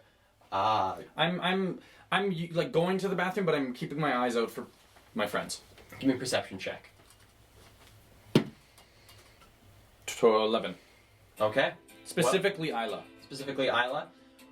Well, luckily for you, she is on your way to this bathroom that you're just sort of giving a slight glance for, mostly looking for your friends. You do see Isla leaned up against a wall, and you just catch the figures of very blue-bearded Abby and another man beside him, likely Ludi, walking off.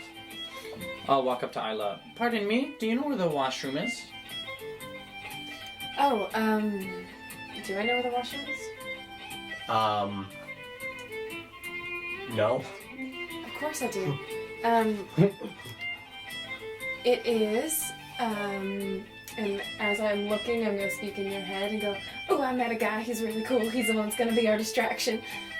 I think, actually, if you turn, and also, he's gonna do the distraction on Argo, just down that way, and what you have to say in his head, I believe if you walk to the end of the hall down there, take a knee. Thank you very much.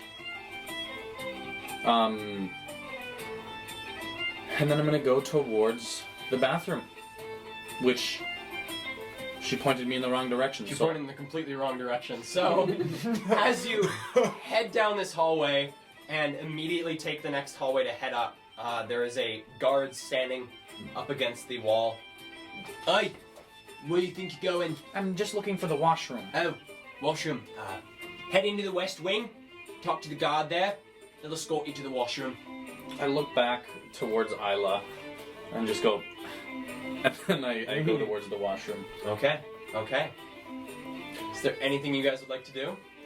So the party is just only in the front area, right? It's only in the Like, front area of the it's house. the long, big line. Big long line. Cool. Alright. Well, as you guys begin to prepare for the night's extravagance and letting Winston Marcellius know that you guys are ready to start this, we're going to take our break. So we will see you guys in 15. During this 15-minute break, if you guys have a chance to follow us on Twitch, like and subscribe our channel on YouTube. We'd really appreciate any of the support you guys can give us just to keep making this thing as amazing as we can possibly make it. And I've said it before, I'll say it again. Once we get 75 subscribers or followers on either Twitch or YouTube, whichever happens first, we're gonna do a little giveaway. So help us get there, and maybe you'll win something. All right, Okay, we'll see you guys in 15. See ya.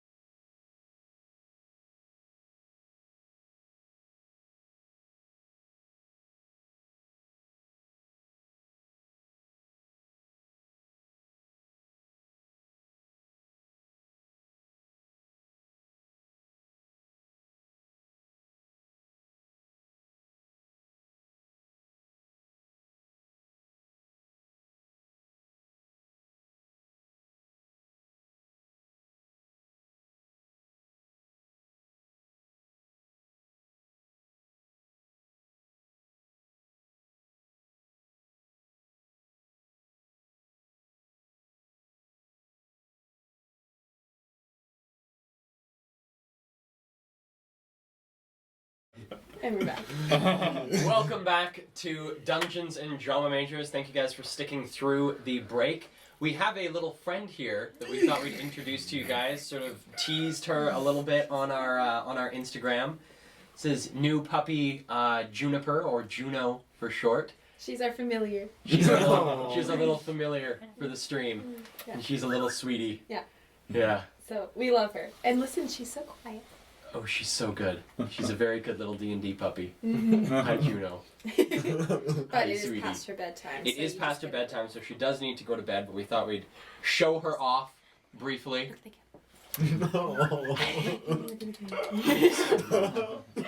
Oh, sweet little thing. Bye, Juno. Bye bye. Thanks for stopping by, Juno. Thanks for stopping by, Juno. We'll catch you on the flip side. Best guest.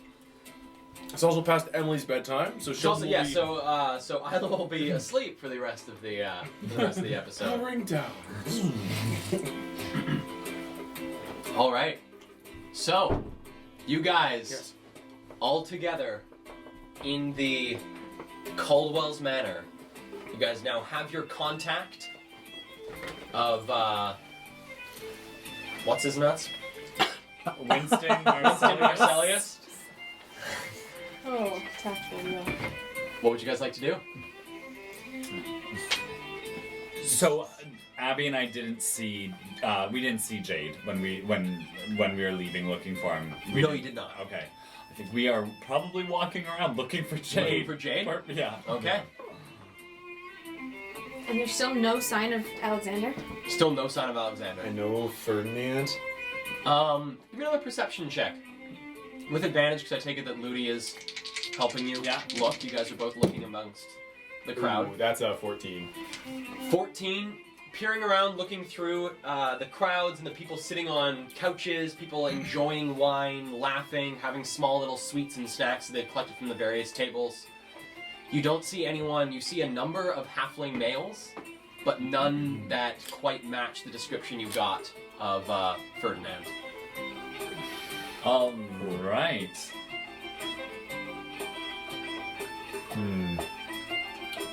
So, yeah, we should try to track down some fancy mead.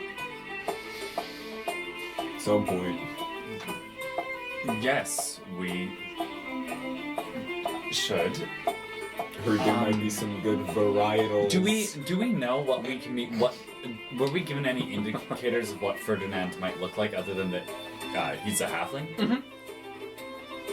What are we looking for exactly? So you guys are looking for, he is a short, quite stout halfling man, short brown hair, small brass spectacles, little bit of patchy facial hair, and is often seen in a dark-toned suit. It's usually like a range, he's a range of suits, but they usually range from like a very deep black to a very dark gray, is what he is often seen wearing. Okay, and is there a gift table? There appears to be a table where there are a number of gifts laid out right underneath the balcony. Right underneath the balcony. Are people in that area? People are in that area, standing, chatting, eating the various pastries. It's also right underneath where Millicent and the two other women are standing. Okay. I'm going to. Arnold, would you like to peruse the gifts that have been brought from young Millicent? In case we may purchase some of them. Millicent. Peruse, I said peruse, not purchase. Yeah. Yeah. Okay, I think we're gonna head over to the gift table. All right. Yeah. Okay, so heading over into the gifts, you see a number of items that have been wrapped. Some are quite large, some are in bags, stuffed with a bit of wrapping paper. Seems to be quite a large plethora of gifts, but there seems to be a lot less than there are people at the party. Oh, great. That's reassuring. Yeah. Are any of them labeled? Like to Millicent, love, Give me an investigation check. Auntie Marge? Give me an investigation check. Just to see if they are labeled, generally speaking. 16. Investigate. 17. Generally speaking, looking amongst the gifts, you can immediately see 4 of them are very obviously marked. The rest, it's hard to tell if it's just Whoa. If it's just Whoa. if it's just hidden from Whoa, view, or if they Franklin. aren't marked at all. Oh, sorry. Okay. Sorry, I got distracted by your burp there. They aren't marked for the most part. Yes, there are 4 that you can see that are obviously marked, but the rest it's hard to tell if they even are marked Okay, without actually moving doing around. a little bit of. Great. So A little bit of- those 4 that are marked, I just want to read the 4 names on those. Okay. Peering through the names, the ones that you are able to see is Wisteria Caldwell. You also see one from, where did the names go? You see one from William Verdal. You see another one from Samira how do I say that? Samiria Flistel. Ah. And then the last one that you can see the name for is Constance Listom. Fuck. What? Like we're in a math class and you have a bunch of numbers that don't Gotta list change. them? Constants. Constance. This is why we keep Ben around for math jokes. I didn't get it. It's funny. Oh, I'm sorry. Constance Just lists them. stupid.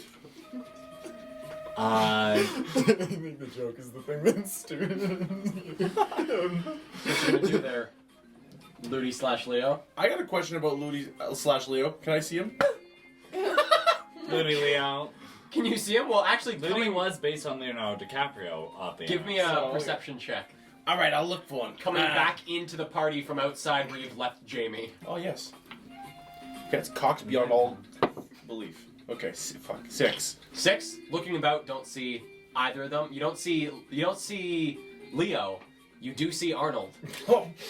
Oh. Arnold has a very low DC to spot him. Because he has this bright blue beard. Blue beard. I walk up and I and I say, well, if it isn't Arnold, an old friend of mine. Lad. You know, I used to think that beard was a huge mistake. But had you not had it, I wouldn't have known where you are. Where are our friends? Unclear.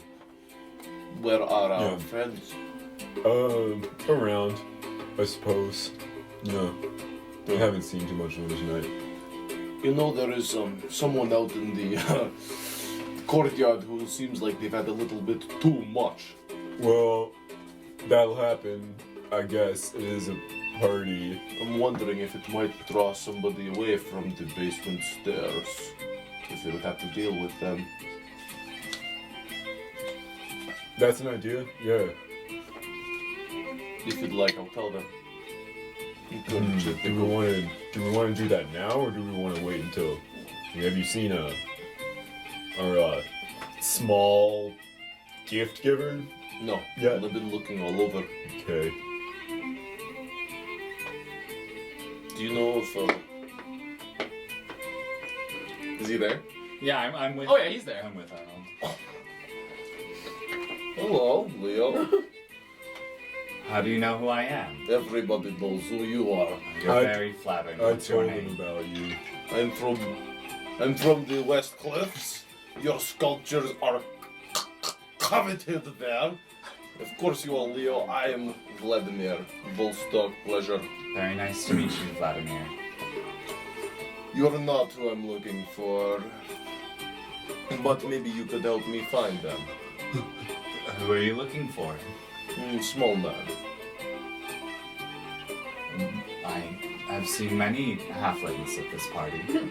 Have you seen one we know? Not yet. Well, I will continue looking. When the time is right, let me know. I'll be close by always. Sounds good. Perhaps one of you could talk to the stewardess and see if Ferdinand Gustav has made an appearance at the party. On it. So do you head out Yeah. to the front? I'll pass the drunkard. I'm Okay. going to.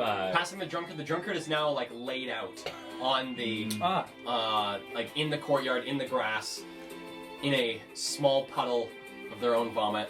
There's like the light drizzle outside that is like slowly washing things away. The Jamie's slowly getting wetter and wetter, laying passed out in the grass. Are there guards within sight? There's no guards like up at the stairs themselves. There's the 2 guards at the entrance, but there's no guards that can see him. And is there anybody in the courtyard? There's 2 people underneath the gnarled oak tree chatting and sort of giving sideways glances at this individual who's passed out. There's also still the 2 people who are over by that tree. They haven't moved and are still having a conversation. Okay, cool. I'm going to say, like, come over and give him a little shake. Jamie, and like go upright, has to keep poise. Another shake. Is he not getting up? I'm going to my cane into the grass, not into his skull. Because I imagine I can probably perforate the like it's probably already aerated anyway. Oh yeah. Anyway, and then I'm going to like lift him up off like his face off the ground. Is he like kind of unconscious? Okay, I'm gonna keep lifting, and then I'm going to cast minor illusion to make it seem as if he's on his knees and looking at me. Like, okay. I'm gonna put that illusion in front of the people, and then me and him, and then I'm just gonna slip my fingers into his coat pockets and see what they find. Okay, give me a sleight of hand check. Okay. Sleight of hand is a 17. So, slipping your hands into the breast pocket where you saw the pocket watch before, you were able to slip the pocket watch out of the small chain that is attached underneath one of his buttons, just popping that button and sliding the chain through. Okay. You're able to pull the pocket watch out, so you now have this golden pocket watch with what looks to be a family crest emblazoned on the front. Peeking into his other little pockets, you do pull out a few spare dubs, so you do get 5 gold. Searching through his pockets. Baby! Okay. And besides that, you also find a ring of keys. Key ring? You have no idea what the keys are for, but a key ring of 4 different keys. Each one about yay long and vary in material from brass to gold to steel. Since we have varying, each one is a different type of metal. What was his last name again? It was Jamie. It was Jamie. Oh my God! Why? Yeah. Because I just made it up on the spot. M. It was. We can. The beauty of this camera is that we can. It has it all there. I'll figure out my name later, but it was Jamie. I believe it started with a W. Okay, cool. Just I wondering. need to start writing these things down more. But I'll fish it all out, and then I'll dismiss the illusion as I let him fall down back onto his face. Okay. And then I'll stand up and say, "Well, then there's no saving you. Try not to drown." And then I'm going to walk away, leaving his face like this, Okay. so he's not breathing in his own puke. Okay. And then I'll walk to the gates and then approach the stewardess. And Abby and I walked up to the door so that we'd be nearby when Rex entered. Okay. Again. Okay. But we didn't follow him outside. We're just milling around by the entrance. Cool. So, Rex re-enters, sees you guys. Oh no, I want to go to the stewardess. Oh, Yeah. so you head down towards the stewardess. All right. So you come down to the stewardess. There's no one standing waiting to come in. She's just standing there, seems very bored. Every so often pulling out a pocket watch and looking at it, putting it back. I'm gonna go up next to her and pull out a pocket watch and then close it and Break it open. tuck it back in and say, "Look, is she drenched?" She has there's like a small parasol sort of attached to this podium that she's on, but she's got like a very small spot of dryness around this very wet area. I'll say, Freyola, it seems as if I could not find who I was looking for. I'm wondering if you could have been of assistance to me. Do you have a name? The individual? I do. Has Ferdinand arrived at the party yet? Take it you mean Ferdinand Gustav. Correct. Let me check. And she flips through. I have him arriving. Yes. Not to say he hasn't left since, but he arrived. Oh, yes. Well, I must have missed him. Unfortunate for him, as unfortunate for me. Indeed. No one wants to leave these parties early. No, ma'am. Well, thank you for the information. I will go now, but not go from party. Enjoy the party, sir. Goodbye. I'll go back to the party. All right. So, Rex comes in the front. You guys notice him. What do you guys do? Any word? Yes, absolutely nothing. Which is giving me suspicions. Come and gone. Is he on the guest list? He was on guest list. Says he came. So I am of the space of mind that he's no longer here. I think I need another drink, and I finish my glass, and I approach waiter. Okay, so there's a number of them in this central area. There's probably about 3 of them currently mulling about, and one of them sees you down the glass and they quickly hurry over. Here you are, sir. Thank you. And Sure. sorry, Go ahead. I just gonna say enjoy the night. Oh, well, I am very much. Excuse me. Yes, sir. I'm wondering Grabs if... another one. Oh, no, I'm fine. I'm Enjoy the night. Excuse me. I was wondering if you might be able to help me find a friend of mine, Ferdinand Gustave. Have you seen him around? Mr. Gustav, I have to ask the lady of the house. I don't know personally, but moving things back and forth. You haven't seen him anywhere. Have you served him tonight? Oh, you don't know who he would be. They look down. Don't worry, young man. He will come upon us if he so pleases, I imagine. Does it look like he doesn't know, or like he's not supposed to tell us? Give me an insight check. Ooh. Smart. Ooh. Can I help him? 8. No. 8 on the insight. Appears to be that he, judging by like the flushing of his cheeks, he doesn't know who Ferdinand Gustave is. Oh, okay. But we should stop bothering the boy. He has a job to do. What is this that Let you... him enjoy his night. I must know. No. It's sparkling mead. Sparkling mid? Have a good night. You too. He heads off. Leo. I am of the mind that he has come and he has gone, which is most likely to have delivered such mead.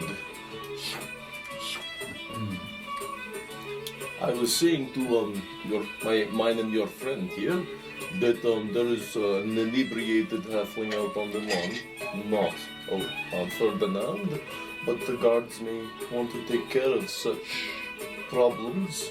Maybe one from a staircase to the basement.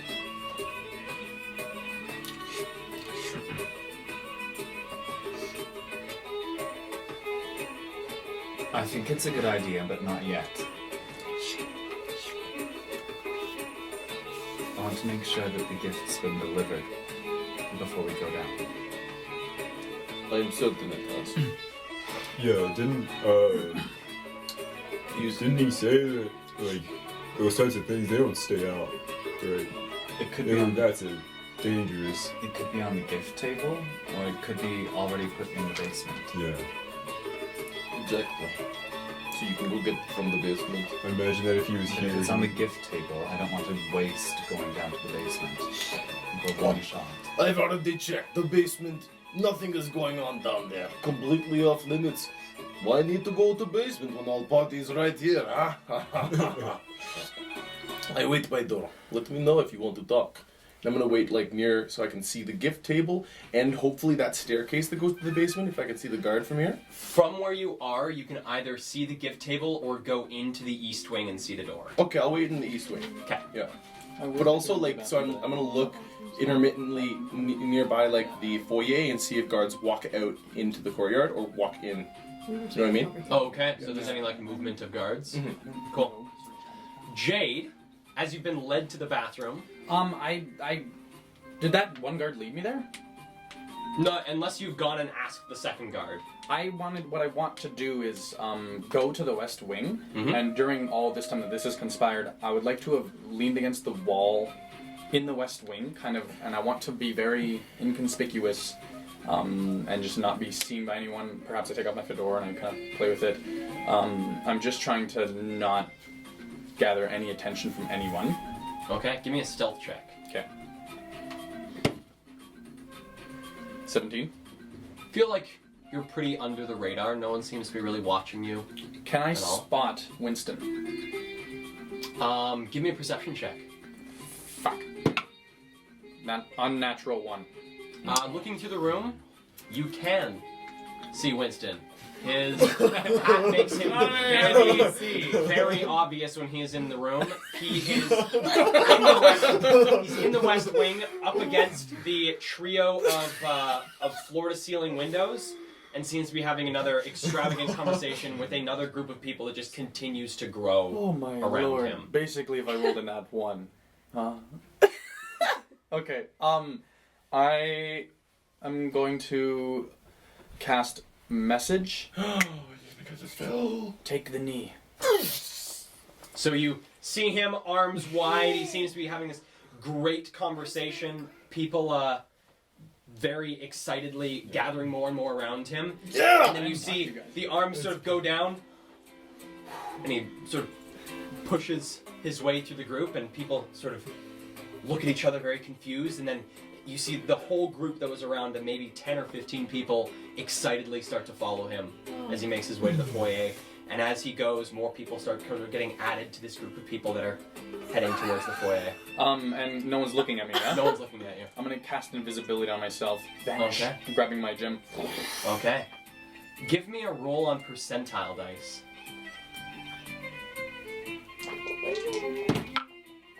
72. 72. Alright, so you feel, as you begin to cast this spell, you feel a heaviness in the air. Like the air starts to get thicker as you're casting this spell. It passes, and you feel yourself pop out of sight. What do I think that was? Give me an Arcana check. Yeah, baby, I love that. Okay. 5. What kind No, of 6, 7. 7. 7? 8, 9, 9. You've never felt anything like it before.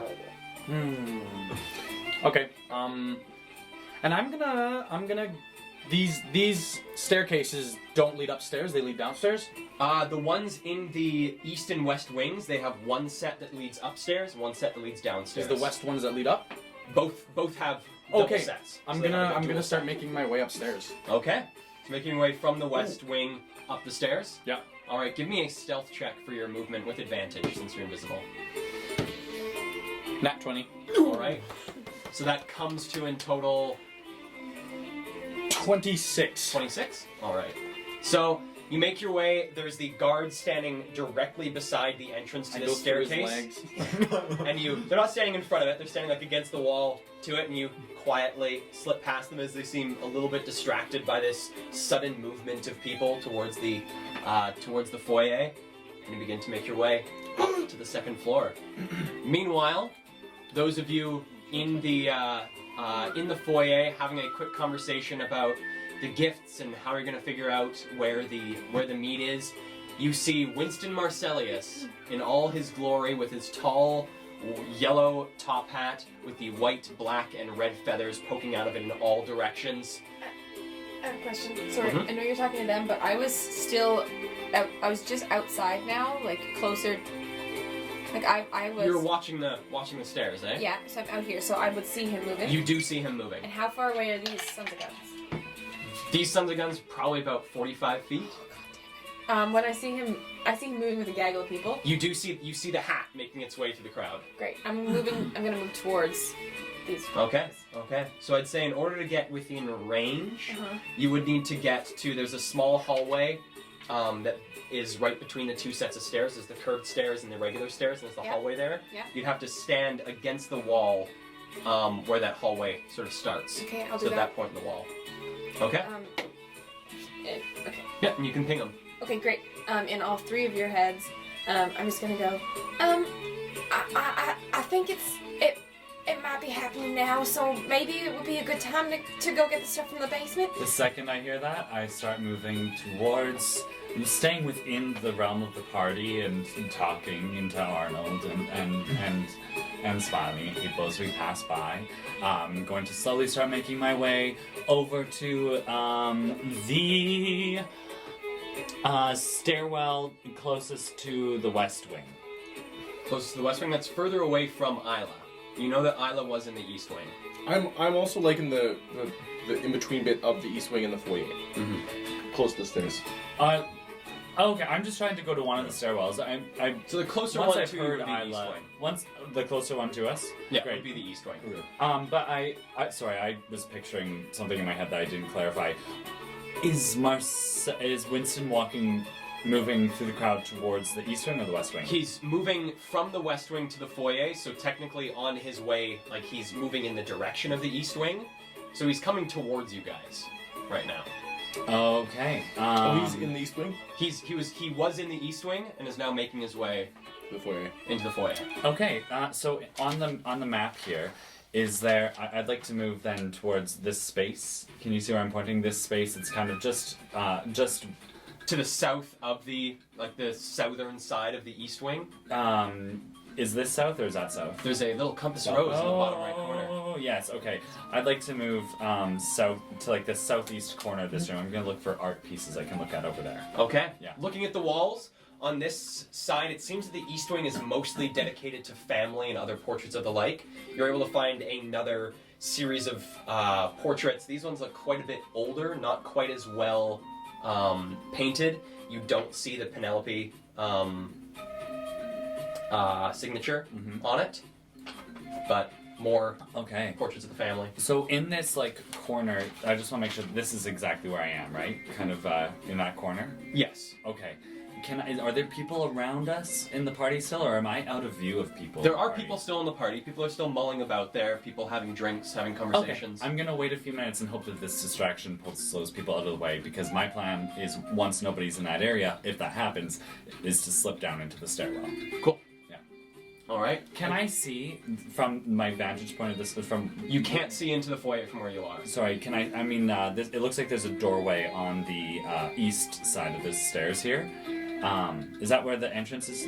Yes, like that is the entrance to the stairs. Inside it's like there's a door into the stairwell? There's a open archway into this dual staircase that leads up and leads down. Great, that's what I was wondering, is if it leads down and up. Yeah. Great, leads down, cool. I would like to, as I see Leo walk past me, go to that staircase that would lead either up or down, where there was a guard before. The same one I talked to. Guard's still there. And I'll go up, and as I want to like meet eyes with them through their mask, with wide eyes, and if they look at me, and then they do, and just looking forward, I go, and I approach looking at them, and then I look at the doorway, and I look at them and say, I don't know if Millicent Caldwell would appreciate the drunkard face down in the courtyard. I can take you to them immediately. It's best we clean it up, huh? Let one of our boys outside know. They're busy. Well, then I guess we'll have to wait. This guard is at the stairwell? Yeah. Okay. Enjoy the party, sir. I'll walk away. Okay. Isla, do you continue to sort of half watch them, or do you see your friends make their way past you into the east wing? The Caldwells are still up on the landing, Yes, the three women are still up on the landing. and there's no sign of Alexander. No sign of Alexander. He's up there. I wait. I move myself a little more central, so I'm like just in the foyer, so I have a really good eye on all staircases. Okay. Can you see where I mean on our little... Yeah, sort of in that center area of the foyer. Okay. And I wait, and I'm just gonna pretend to be intrigued by what's happening. But Well, you see the yellow hat of Winston has now made its way to the center of the foyer, and throwing his arms up to the balcony, beautiful woman, friends, allies, esteemed gentlemen of the High District, please gather round. I have some important news to share with all of you about certain feelings I can no longer hide inside my breast. Please bring your friends. This is something we all need. And then turning towards a woman who has followed quite close behind him and want. You see everybody! And you hear like quite a large sort of wave of chatter fills the whole room. And those of you in the East Wing see the vast majority of people head out into the foyer. There's now maybe 2 couplets of people still standing together, drinking their drinks, seem not quite interested in the goings-on of whatever this is. You see quite a large number of people rush by you, trying to pile into the foyer, everyone trying to cluster in as tight as they can to see what's going on. I clap a little bit and go, oh, I wonder what's going to happen, trying to get people to... Okay. So the foyer very quickly gets filled with people. You can hear downstairs, even through the walls, you can hear Winston beginning his speech as he's standing there. Beautiful woman! Millicent Caldwell. The name makes my lips pucker in passionate love for your sweet, beautiful body. Please, do me the great honor of being the first person to ever ask for your hand. And there's a huge gasp fills the audience. You can see the 2 women standing up there with Millicent, sort of, one of them steps back and the one grabs onto Millicent's arm. Your hand in holy, magnificent, wonderful, beautiful. And he pulls off his suit jacket, throws it onto the floor behind him. You can see he is in a bright mustard button-up. Oh with my his god. yellow hat still on top. Marriage. To me, Winston Marcellius. What do you say, beautiful woman? There's silence through the crowd, little bits of chatter picking up. You guys can now see in the East Wing, one of these couplets of people that remain behind has now gone to join. There's just one couplet left, and the guard has headed off to see what's going on. The couplet, are they talking? The to couplet each other? is talking to each other. Okay. I keeping an eye on them, making sure that they're not looking. I'm going to slip into this. Are they not looking? They're not looking. Great. I'm just going to calmly walk into the stairwell. Give me a Likewise. stealth check. I'm following him. Stealth checks, boys. Nat 20. Nice. 18. Oh, good. Wow! I'm not going downstairs yet. Not going downstairs? Okay. So the 2 of you, very casually, walk through the doors and begin to head downstairs. I do watch them go there, though. Okay, so you watch them go. They slip downstairs and glancing about the room. No one seems to be the wiser. Wonderful. Are we still? Is it still on us, or are you flipping back? Slight chatter through the group. And just the very front. Winston. It is, well, quite unexpected. Wait, stop. I think there's only one thing to say. There's quiet bickerings, the group, little bits of talk, little bits of chatter. I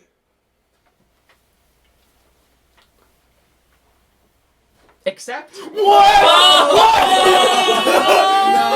And the crowd goes wild. Winston turns to the group. What? And arms outstretched, you can now see from the front of him his top button of this mustard shirt is undone. Little bit of this like wide burly chest showing through. Oh, Kale, you He big catches genius. your eye as he turns around and gives you a slight wink. Oh, As he shit. continues to sort of bask in the glory, people clapping, everyone's incredibly happy. and Millicent begins to slowly make her way down the stairs towards them. Gale, Yeah? is his niece getting engaged at his party by any chance drawing the attention of Alexander Caldwell? You have not seen my God. Alexander. Oh my god. Okay. Oh, wow. Okay. Oh, for love. Meanwhile, our invisible halfling $12 for nothing. makes his way up into the second floor. So coming up into the second floor, you exit the easternmost staircase on the second floor there. Where would you like to go? There is the staircase up to the third floor, sort of down to the southwest of the building. There's this sort of angled staircase. The only other staircase is on the opposite side of the building, on the western side. Yeah, I'll go to the closest staircase and make my way further up. Okay. So, coming around this corner, peering around, heading towards this staircase, you come almost face to face with another guard standing outside a room. You can hear faint chatter within the room. The guard just stands there, sort of watching, seems a little bit bored. And you slip by and head back towards the staircase and quietly make your way up the stairs. Our two friends heading into the basement. Okay. You guys make your way down the stairs and come into the sort of common area of the basement itself. This now is going to require some... Oh, where's my playlist? Yeah. Come on. This is wild. This is wild. I can't believe What? she said yes. I know. Yeah. I want to know what the women next to her look like. Like, are they like... They are probably fainting. They're Cut dead. my lace asunder. There it is. So, you guys head down into the sort of common room in the basement. Things are a little bit dirtier down here. There's more exposed brick and cobblestone in this basement area. What's happening to my mouse? There it is. Peering about, there is a way directly behind you, which you guys know, like around your right and to the back of you, which you know leads to the cellar and what looks to be also like a prep area. Mm-hmm. You could also head to your left, which would bring you over to the opposite side of the basement, bring you more towards the storage room of the basement itself. Okay. Liquor cellar? Yeah. Okay. I'm going to approach the door of the liquor cellar. I'm keeping my eye out for any human or any activity. I shouldn't say human Okay. activity. Okay. Any creature activity. Give me a any activity of perception any check. species. Coming up to the door, peering into the What check? Sorry. perception check, looking into this. Am I still rolling with my Cellar. nat 20 stuff? We are still going with the nat 20 stealth for now. Perception is 19. 19. Looking into this room, you can see the room appears to be divided. There is a small dividing wall that runs the center of the room and appears to make a sharp right turn just about 3/4 of the way through the room. On the left-hand side of this dividing wall, 4 servants work diligently prepping vegetables, other things to be brought up to the kitchen on the first floor. And you can see, peering into this room, just the arm of what looks to be a 5th servant gathering liquor into a box to bring upstairs. I turn back and I said, Arnold, there's 5 servants in there. Sorry, I guess I need to talk up. There's 5 servants in there. What? I'm whispering, Cal, but I'm not whispering. There's 5 servants in there. What do we do? Aren't half of them under Beatrice's employ? I don't think we need to be worried. What about the other half that's not under Beatrice's employ? The others will cover for us. I hope. We could tell them that they're required upstairs right now. All hands on deck. Because there's just been a proposal.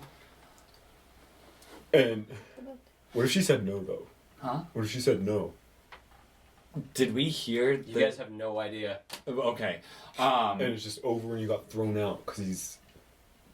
Okay. It's kind of a weird Is thing. there a place I could kill? Is there a place that I could hide nearby this door? Like, is there like something I could crawl behind, or is there anywhere I could hide? So if these servants were to exit, they wouldn't see me in the Looks room? to be a few boxes leaned up against the wall directly in front of you. There's also 2 small tables in this sort of common area. Looks to be where the servants would spend their free time. Can I hide behind the boxes? Sure. Okay, I'm going to move in behind. Arnold. Yeah. Get those servants upstairs, okay? Okay. And I'm gonna go hide behind the boxes. Okay. Give me Am I a... so close to the door? You're now on the opposite side of the room. You can still see the door, but you're on the opposite side of the room to the Okay.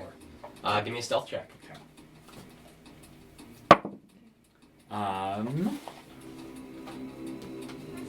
20. Not natural, but 20. Okay. So you feel you're pretty well hidden behind these boxes, able to slip yourself in the little space between the boxes and the wall. Yeah, What you gonna do, it walks in All to right. the room, struts in. So coming into the room, these servants seem to be very focused on the meal prep in front of them, but one of them turns over. Did you get the Hey, sir? pardon me. It the seems party's like upstairs, there's sir. I understand. It seems like there's an engagement there's upstairs right nothing, now, and it's got to be all hands on deck up there right now. The festivities might be going a little more rambunctious. Give me a persuasion check. 4.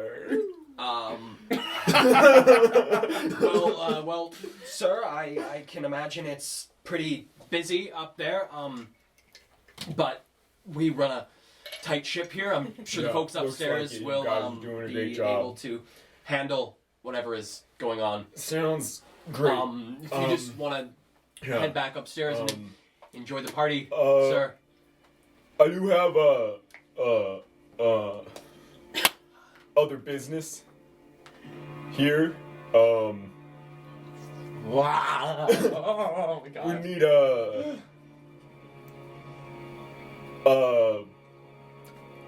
pick up a delivery. If I anyone don't here think- might know about that. You'd want to talk to the stewardess to figure out. No, I think I want to be down here. Give me an intimidation check. Oh my god. 6. Sir, I really think it is best that you go upstairs and enjoy the party. Yeah. Sounds good to me. And he turns around, tight heel, and leaves the cellar. Okay, do you head up the stairs? No. Okay. Speaking of the stairs, I just wanted to mention I didn't go down the stairs, but I'm keeping a really close eye on them. In fact, I'd like to stand next to where the guard was. Okay. That is now left, and I want to know if at any point I see another guard or even anybody comes close to that stairwell, or Okay. if I can hear someone coming down or up any of it. Okay, give me a perception check just to see sort of what your Come what on, your listening is Pelican. at. 19. All right. So, listening about, keeping an eye on things. There's still these 2 people in the corner of the east wing, Should I kill them? standing there, drinking. Sorry, yeah. And while this is going on, Isla, is there anything would you like to stick around and? Anything changed? Well, Millicent has made her way down the stairs, has now taken the hand of Winston. There's a lot of cheering. Winston has pulled out a ring that he has had in his pocket all night, slides it onto her finger. There's a lot of uproarious joy, a very tentative kiss from Millicent herself. Seems to be, and the 2 women up on top of the stairs are just like looking dumbfounded. Like, in a way that they're like, wow, I can't believe this happened, or like, what the hell is happening? They just can't believe this happened. In a good way or in a bad way? Give me an insight check. Oh boy, we can't do anything tonight. Seems like the old Emily came back. Yeah. 8. 8? Looks like a bad way. Okay.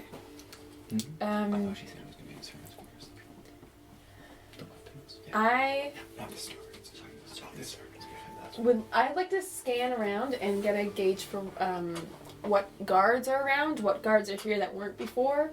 You notice that there are 2 guards sort of flanking the backs of the crowd that weren't there before. Okay. And do I assume they'd come from outside? You assume they'd come from both wings. Aha. Okay. I mean...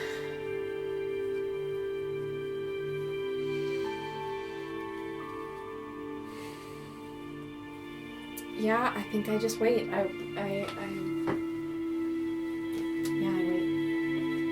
Okay. Waiting for any sign of the Caldwells to come down.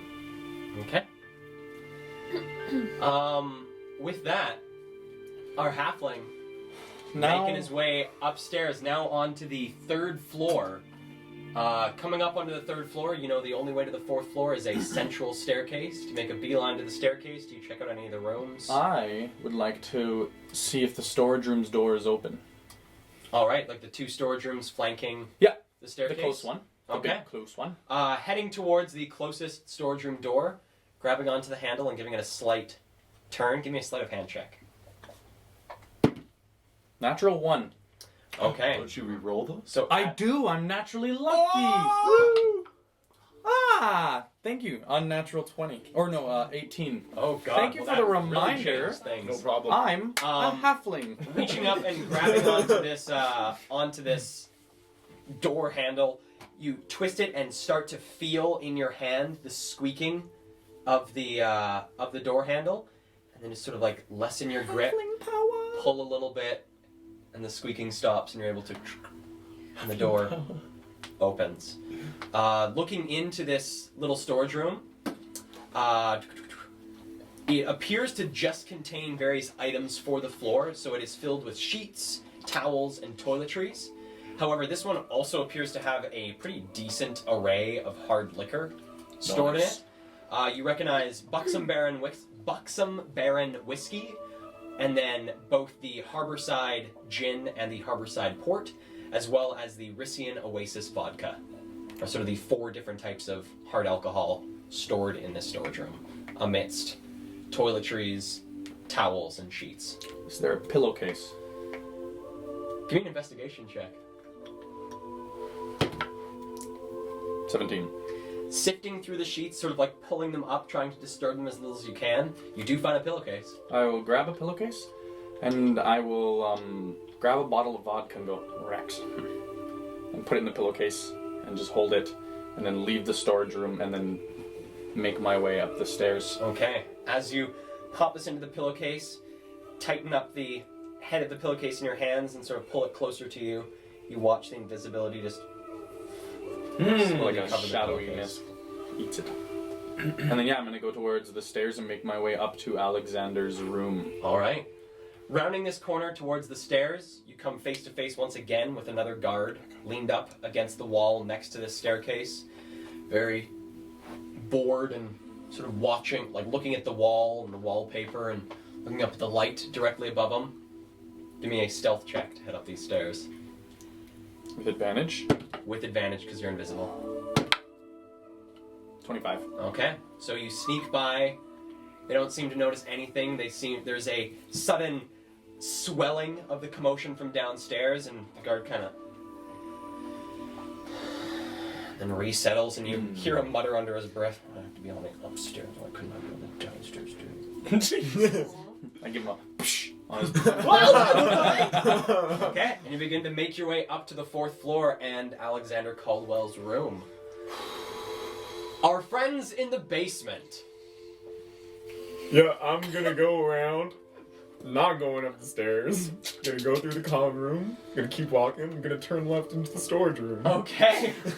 So, as you turn left in the storage room, Ludi, from your position behind these boxes, you can see one of the servants sort of peeks out from this prep room to see if he's gone. Appears to believe he is, and then returns back to their duties in the prep room. Coming into the storage room, you see, where is my little thing? There are 2 servants working together, their backs to you, collecting various ingredients from the dry storage here, and one of them also seems to have a large wooden box that, by the sounds of it, is filled with glassware. Are they just on the sides of the storage room? They're on pretty well like the opposite side of the storage room to you. Their backs to you, collecting stuff, sort of talking amidst each other. Just gonna walk straight into the servants' quarters. Okay, you're just walking? Like I belong there. Give me a deception check. Brutal. 9. Oh God. Okay. All of these skills that you suck at. Yup. So, Deception, as you intimidation, walk by, persuasion. they don't immediately turn around, but you're in the servants' quarters, and coming into the servants' quarters, looking around, it is a large array of beds that fill both walls and one on either end of the room itself. 6 of the beds are occupied.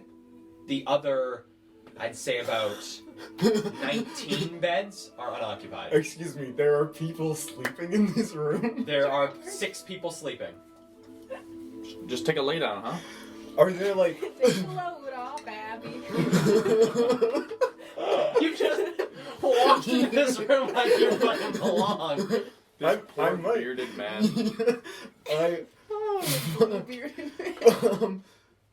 Are there like chests anywhere? Are there like... Oh, that's where your mind's at. Time to lose. Time to lose. So you're looking Yeah, for places I'm where people would store specifically things? trying to find something that's storing shit. Give me an investigation check. There it is. 9. 9. So, Did I looking picture around the dice? room, let me see.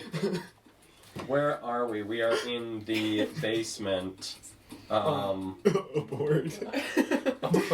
Looking around and looking at the bottoms of a lot of these beds, don't find anything. And Okay. then you hear behind you one of the servants from the storage room come in. Excuse me, sir. I'm about to say something. This is just for the Not a servants guess. here. I'm gonna say something I'm going real to strange have right to ask now. you to leave, sir. I will in a minute once you answer a question for me.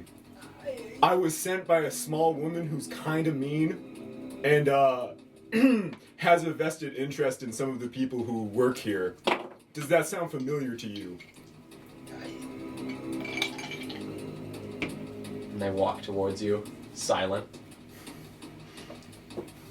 Looking for the stuff from Miss Beatrice. You know it. Right this way. That Walks fucker. about Yes, 4 why? beds down from where you're standing, and peers under the bed, and slides out a burlap bag. Seems to contain a number of items. Nice. And passes it to you.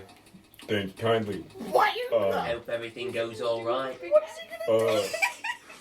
Sir, you're going to have to leave. Right away, sir. not the right place to thank be. you. Sorry, I was just looking for a bathroom. And then you head out. I head out. Oh my God. One person comes in from the prep room. Is he still here? No. Then I leave. We told you you wasn't allowed in on that side. It was a simple misunderstanding. You let him in Simple here. I didn't let him in. misunderstanding. You let him in. I didn't let him in. He came in the other side. You've now Already gone. exited with this burlap sack. I need to. Why did No you one leave? seems to pay attention to the fact that you are now leaving with a sack. Is We he? have a gigantic, blue-bearded man with a burlap sack that I'm assuming contains a great axe, amongst other things in it. Yeah. And you're supposed to stealth through this party. We're afraid. Why did we even want the weapons? That's true. So you come around the corner, Ludi, you hear the commotion back there, fearing the worst. You see blue-bearded Abby very quickly walking around the corner, massive burlap sack in hand. Over the shoulder. What? And Is there? Can I see any of the servants? No servants have come up following him. Abby, Yeah, what's up? I'm whispering. Yeah. But I'm not gonna whisper. Why did you get the weapons? If you found someone that was working for Beatrice, you should have got them to get the people who are in the liquor cellar to leave. I wanted to, and then he gave me the sack and then fucking threw me out. Did you ask? What was I gonna? Did I you was ask? about to, and then he was like, "You gotta fucking Well, go." you need to go back I and say we can't don't do need this. the weapons I right can't now. fucking do that Why? because if anyone else there sees me, they're gonna fucking call the guards. Okay, I just want to say I love the acting and I love the voice work, but I don't think the people at home can hear you. Oh shit. Me or Ben? Both of you. Okay. They're gonna call the guards if I go back there. Give me the sack. It is heavy. Okay. Give I'm me going the sack. to move the sack and hide it behind the crate. Okay. And I think that we should threaten them. Do you guys have any better ideas if you're fucking judging me for this? There is no way we're gonna get that fucking liquor out, those people out of there unless we threaten them. Unless you give them the sack. Holy shit. I think we should just take the L on this one, man. Take the what? Take the what? Take the L. What's the L? Oh my We god. fucked up. We lost here. You know what? Let's live to fight another day and go upstairs. We can arrange something else with our our guy on a later date. But right now, You're just gonna take the Oh my god. I don't know what to do. We can't leave without the ale. Without the mead. How long has it been down there? They've been down there for about 15 minutes. I'm going down there then. Okay. It's been too long. I walk Alright. downstairs and I'll turn right. Well, coming downstairs, they're like right there. No, I'm hidden behind the crates. And Abby's just standing there talking to you. No, I thought he came up and we were whispering, like we were talking. He was like kind of nearby the crates, and I was like, da da da, and he was like, oh. Well, I took it that Abby's just standing there whispering to you. okay, if they're an eye, if If he can hear me as long as I'm whispering. if he's an eye line of if I just look down the stairs, then I'm gonna like just call my voice out and say, "What's taking so long?" and then I walk away from Ludi and I walk to the stairs. Okay. Like I'm supposed to be doing. Yeah, walking to the stairs, you see Rex is like at the landing of the first floor. And as I stop with Rex, I say, "Guns are behind those crates. I can't go back there to ask for the mead. So if you want to think quickly and figure out how to convince 5 servants how to give us that fancy bottle of alcohol, go ahead. But I can't be down here anymore." And I go upstairs. Okay, do you go upstairs and do you just leave into the first floor, or do you go up to the second floor?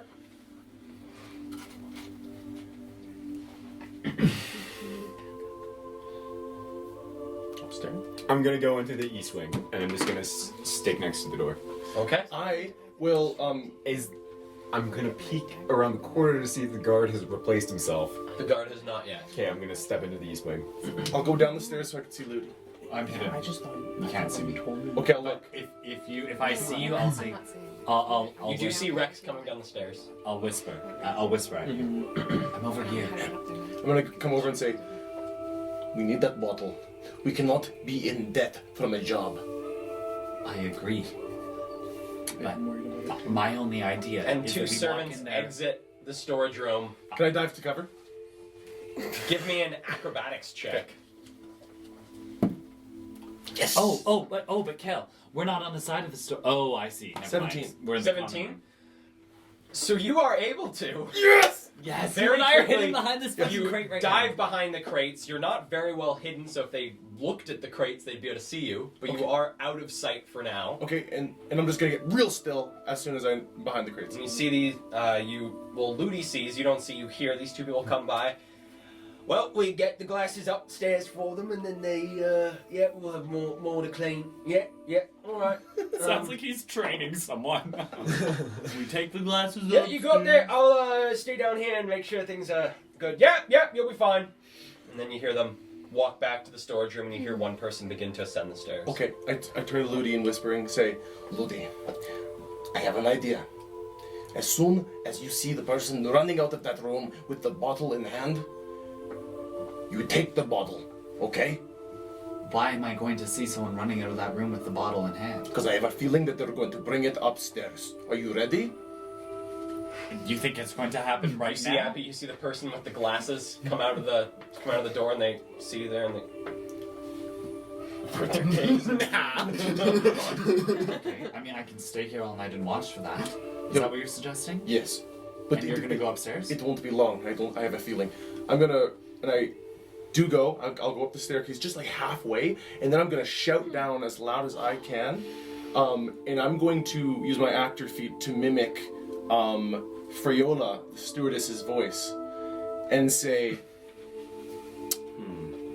I'm going to prepare to run, if that's a thing at all. I don't know if that's a thing, but if I see someone coming out with the bottle of that mead, I would like to instantaneously run for it. Okay, so you're preparing to attack or take the mead.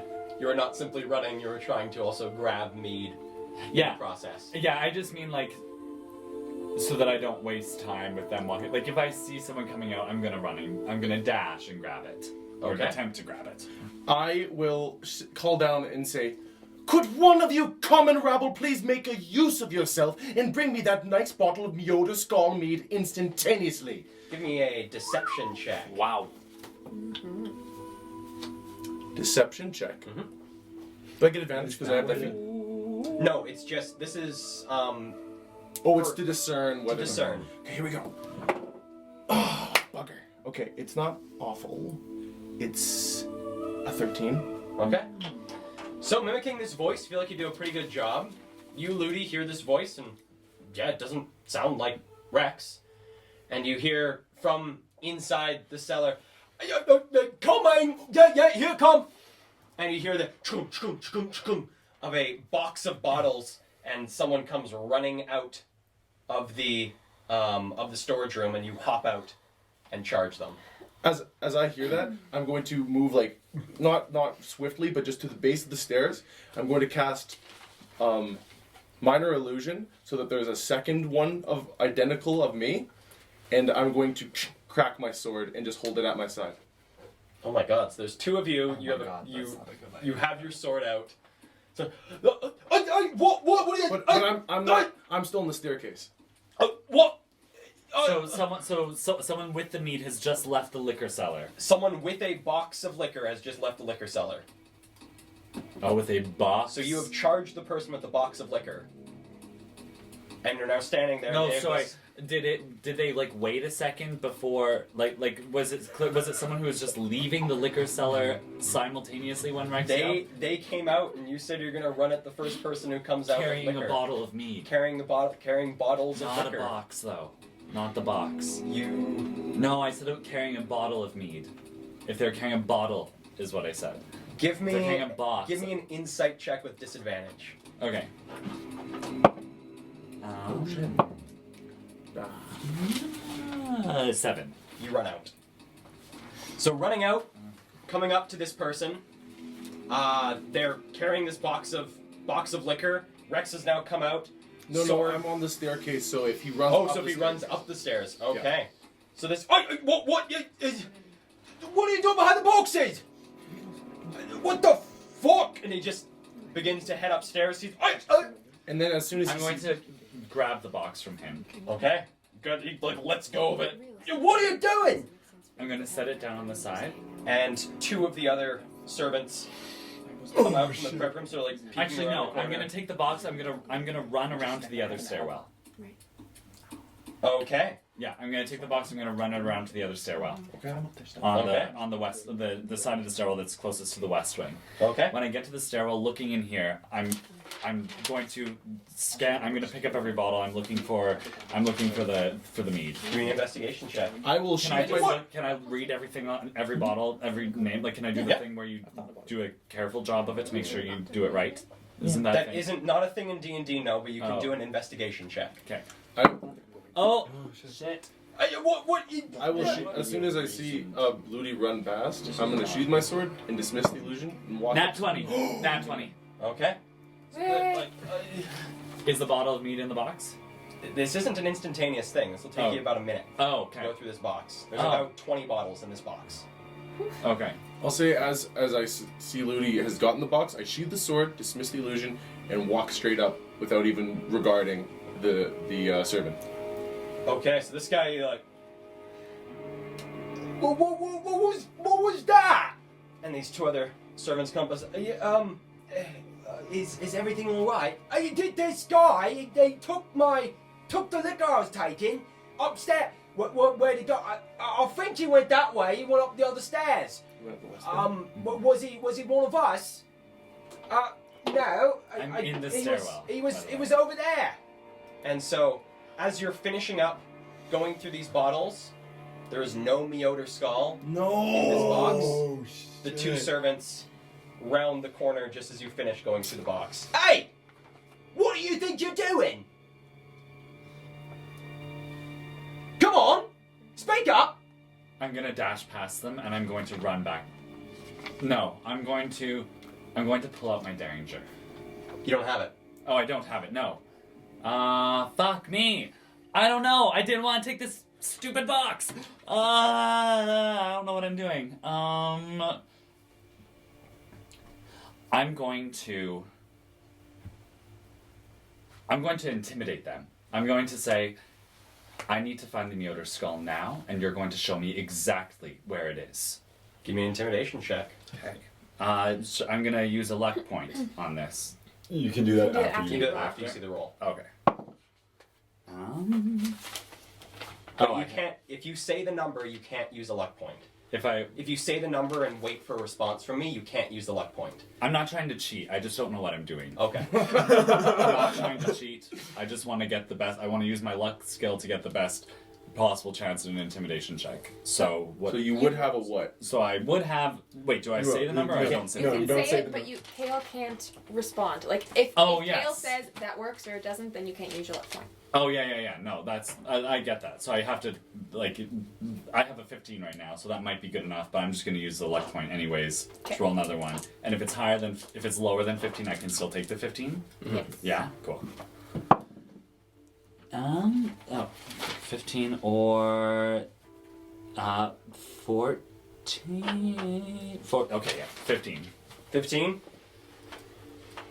Where's the guard? And one of them begins to head upstairs towards the first level, The West Wing. West Wing level. So now coming up my staircase. Now coming up your staircase. Okay, I'm going to run around to the other staircase, run past him, run past the servant to the other staircase. East Wing. Okay. On the east wing. I'm going. Yeah. Okay. Do I get there? Well, give me an acrobatics check. Okay. 19 plus 6, 25. Okay. So as you run past this servant, they try and grab you by the arm, but you're able to slide out of it as you book it across and begin your way up the second staircase. Okay. Meanwhile, Okay. on the main floor, is there anything you'd like to have changed doing? Yes. There's quite a significant gathering of people. Yes. Things have started to die down a little bit of the excitement, and people are now beginning to fade from the group. I would like to take advantage of the group being gathered. And still no sign of Caldwell. Still no sign of Caldwell. I will walk outside. Okay. Is the stewardess still out there? Stewardess is still out there. And what do I see else out in the front area? There is a passed out halfling to the right of the stairs in the grass. Looks to be quite soaked. There's two people talking under the tree, the gnarled oak tree dead in front of you. And there's another two people chatting under a tree far down in the courtyard to the left-hand side. Okay. I will walk up to the passed out halfling. Okay. And bend down to them, Okay. as if I'm asking if they're okay. Anybody looking at me? No, doesn't look like it. I'm gonna take the clip out of my hair, put it in his hand. Anybody looking at me? No.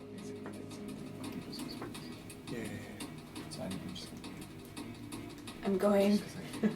For sure, no one's looking at me. No one's looking at I'm you. gonna punch myself in the face. Give me a roll to hit with disadvantage. Wow. With disadvantage? Yeah, 'cause you're trying to hit yourself. You're trying to wound yourself. The body stops you. Okay, I just rolled the same thing twice. That feels like such a Naya thing to do. I mean, Isla thing to do. Or just like hurt yourself in a situation. Like It's like an 8. Isla's move. An 8. So cool. What's your strength mod? My strength mod is -1. So, swinging at yourself, you like bop yourself in the cheek, but not hard enough to really cause any real damage. Okay. Is anyone looking at me?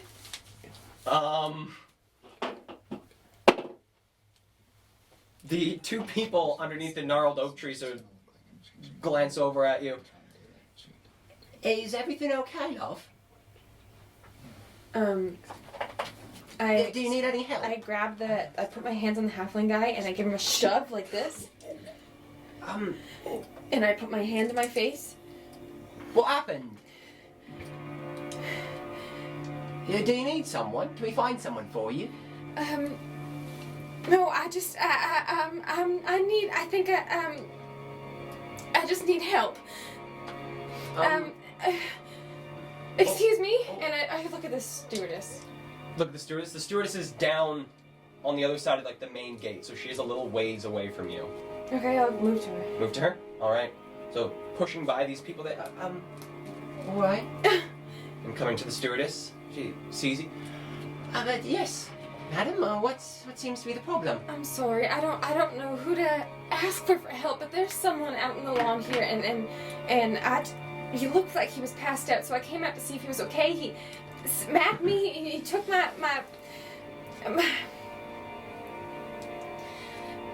took my grandmother's hairpiece and Give me a deception check.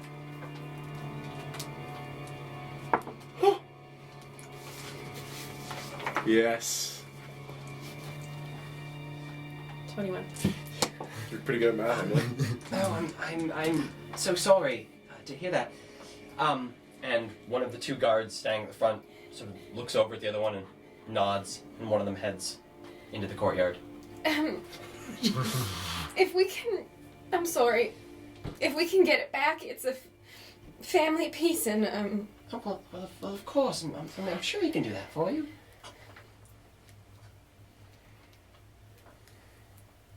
And the guard makes his way up past the gnarled oak. Do you follow the guard, or do you stay down here with? I stay with her. Okay. I'm sorry. No, it's all right. It's all right. Men can be real bastards. You hear from behind you like this dull thump. Oi! You take a thing from a pretty lady? I never cared much for him. Sorry to hear that. I hope it hasn't ruined the party for you. Hear another dull thump. Thump. Hey, I'm talking to you! Do you have,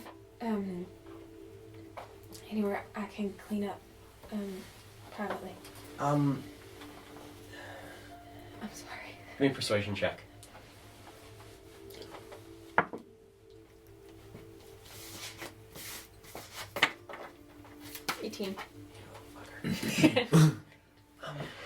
She looks out onto the street and looks at the one remaining guard. Don't let anyone in until I come back, all right? Right this way, miss. And she holds out her hand for you to take and begins to lead you into the house. And passing by this gnarled oak, you can see the guard has now rolled over the drunken, passed out Jamie. You can see two boot prints on his now right-hand side where the guard has kicked him, and Jamie is like slowly beginning to wake up, and this guard has got a boot on his chest and is just cussing him out. Hell yeah. And Jamie seems so, like, in his drunken haze and waking up from being passed out, he seems so confused. Poor guy. Does not know what's going on. You guys like to pick on people. One person always gets the butt end of everything with you guys. As we're walking in through the crowd with the stewardess, I'll just wipe from my eyes as we're passing by the guard. Okay. So she leads you inside. The clamor of inside has begun to dissipate now, and now Millicent and her husband-to-be are standing at the center of this foyer, talking and laughing and having conversation with a small semicircle of people around them.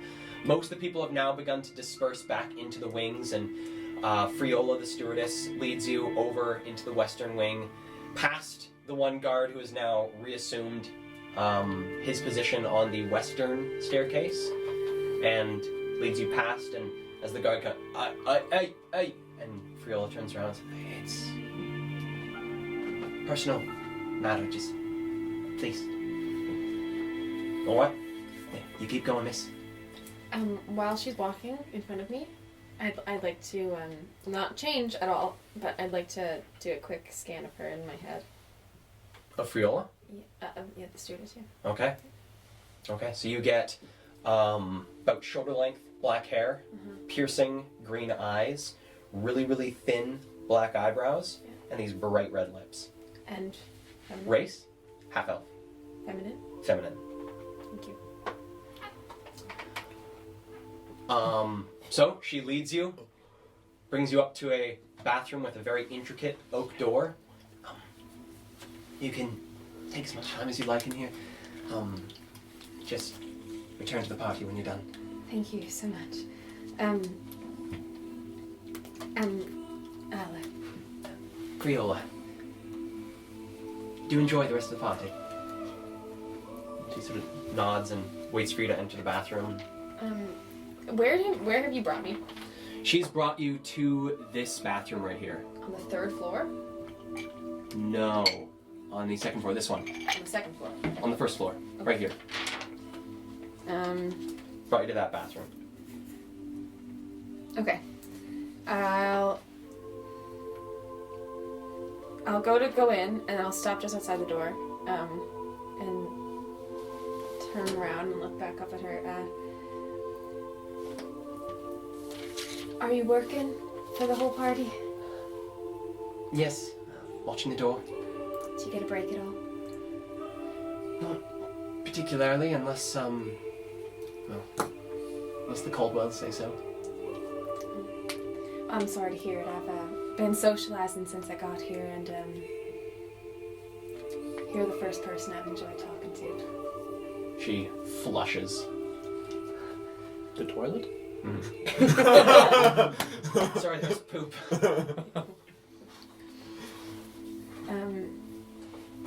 If you can get away for 10 minutes, I'll I'd love to get to know you better.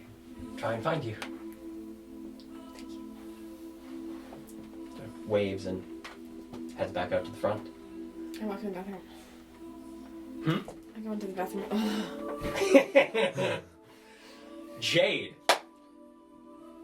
you've climbed the steps. Why does it keep changing this music? You've climbed the steps up to the fourth floor, coming up to a large oak door, very finely made, this gorgeous brass, pair of brass handles on the door itself. Doesn't appear to be a guard at the top of the stairs, it's just the one that was posted at the bottom. Do you try the door? There's also a storage room to your left-hand side, connected to this floor. I'm gonna go down the opposite way, Okay. because I know that's on the other side of it is where the archive is. Is it just a blank wall? It's just a flat wall, looks to be a number of paintings. This appears to be mostly abstract work. Can I try like looking under some of the paintings, just like Sure, give me an investigation check. 9? Pulling up some of the paintings and giving a bit of a look behind them, all that you notice is that these things have not been moved in a long time, and the wood behind them is almost like a completely different shade of brown than the rest of the wall. Okay. I'll go back to the door. Is there a keyhole? There is. Can I look through the keyhole? Give me a perception check with disadvantage.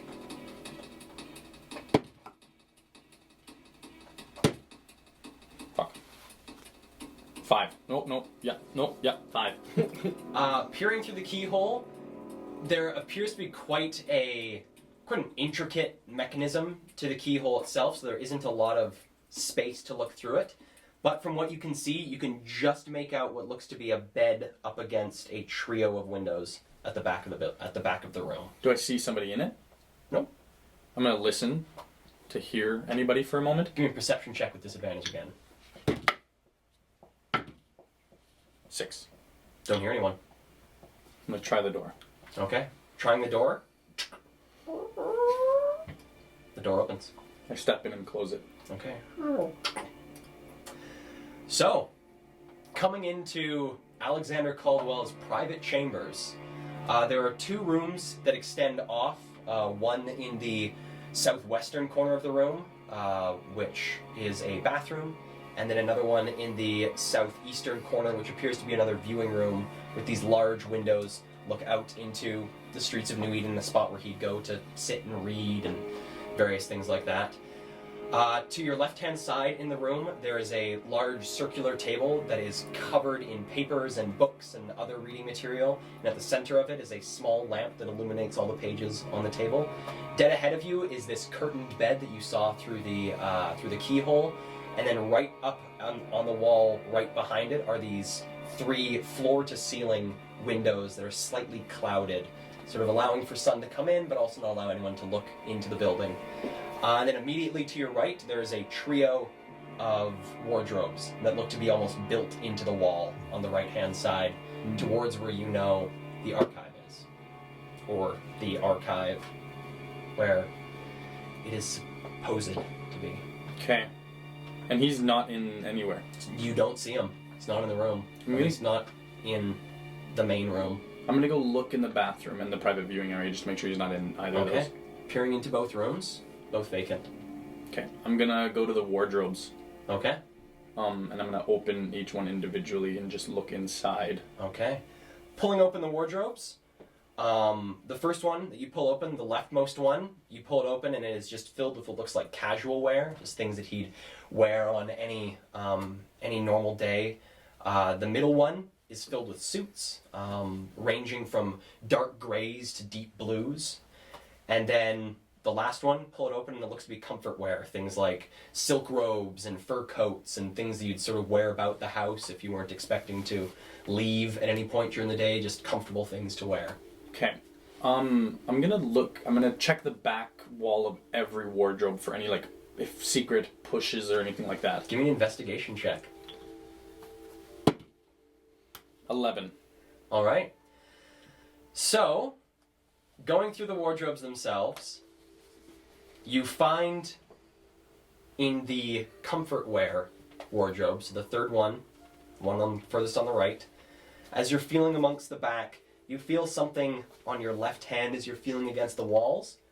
And as you sort of press your hand in, you feel a panel of the wood press in to the side of the wardrobe and then pop out, swinging out on hidden hinges. And it reveals a brass keypad. Fuck. Oh my god.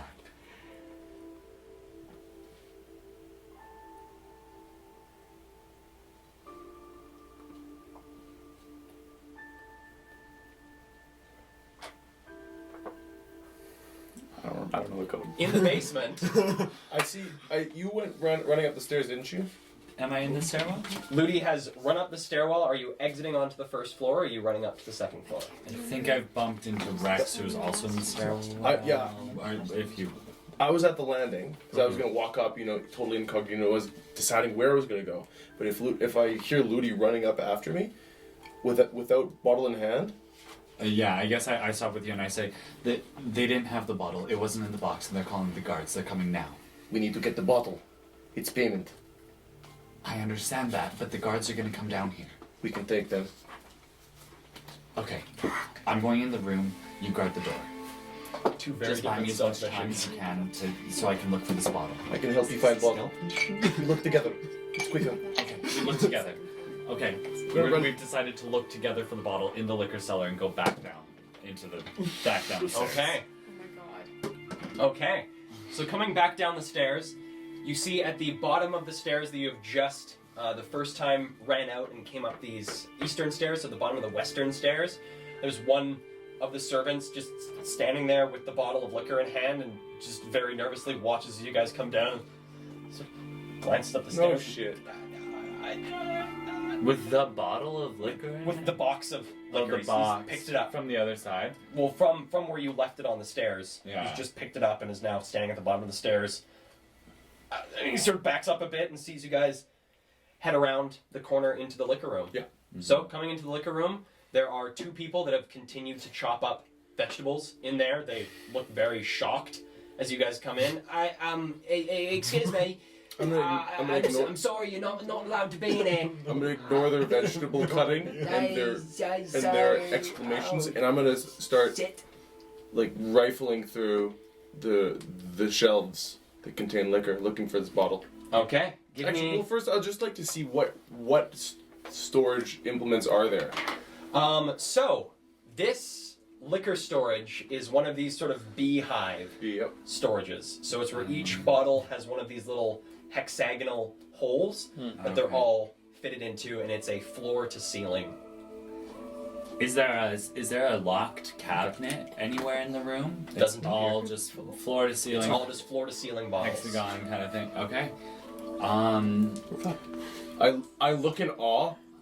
My dragonborn jaw drops, and I close it and look at the person with the knife. You're really not supposed to be here. All right, you can make this easy for us, or we can make it very hard for you. Where's the bottle of what's it called? Yoder Skull Mead. Tell the boy now. Give me an intimidation check with advantage. What can I do? Oh yeah. That's all right. Wow, 2 17s. So that's 22. All right. So this one holding the knife.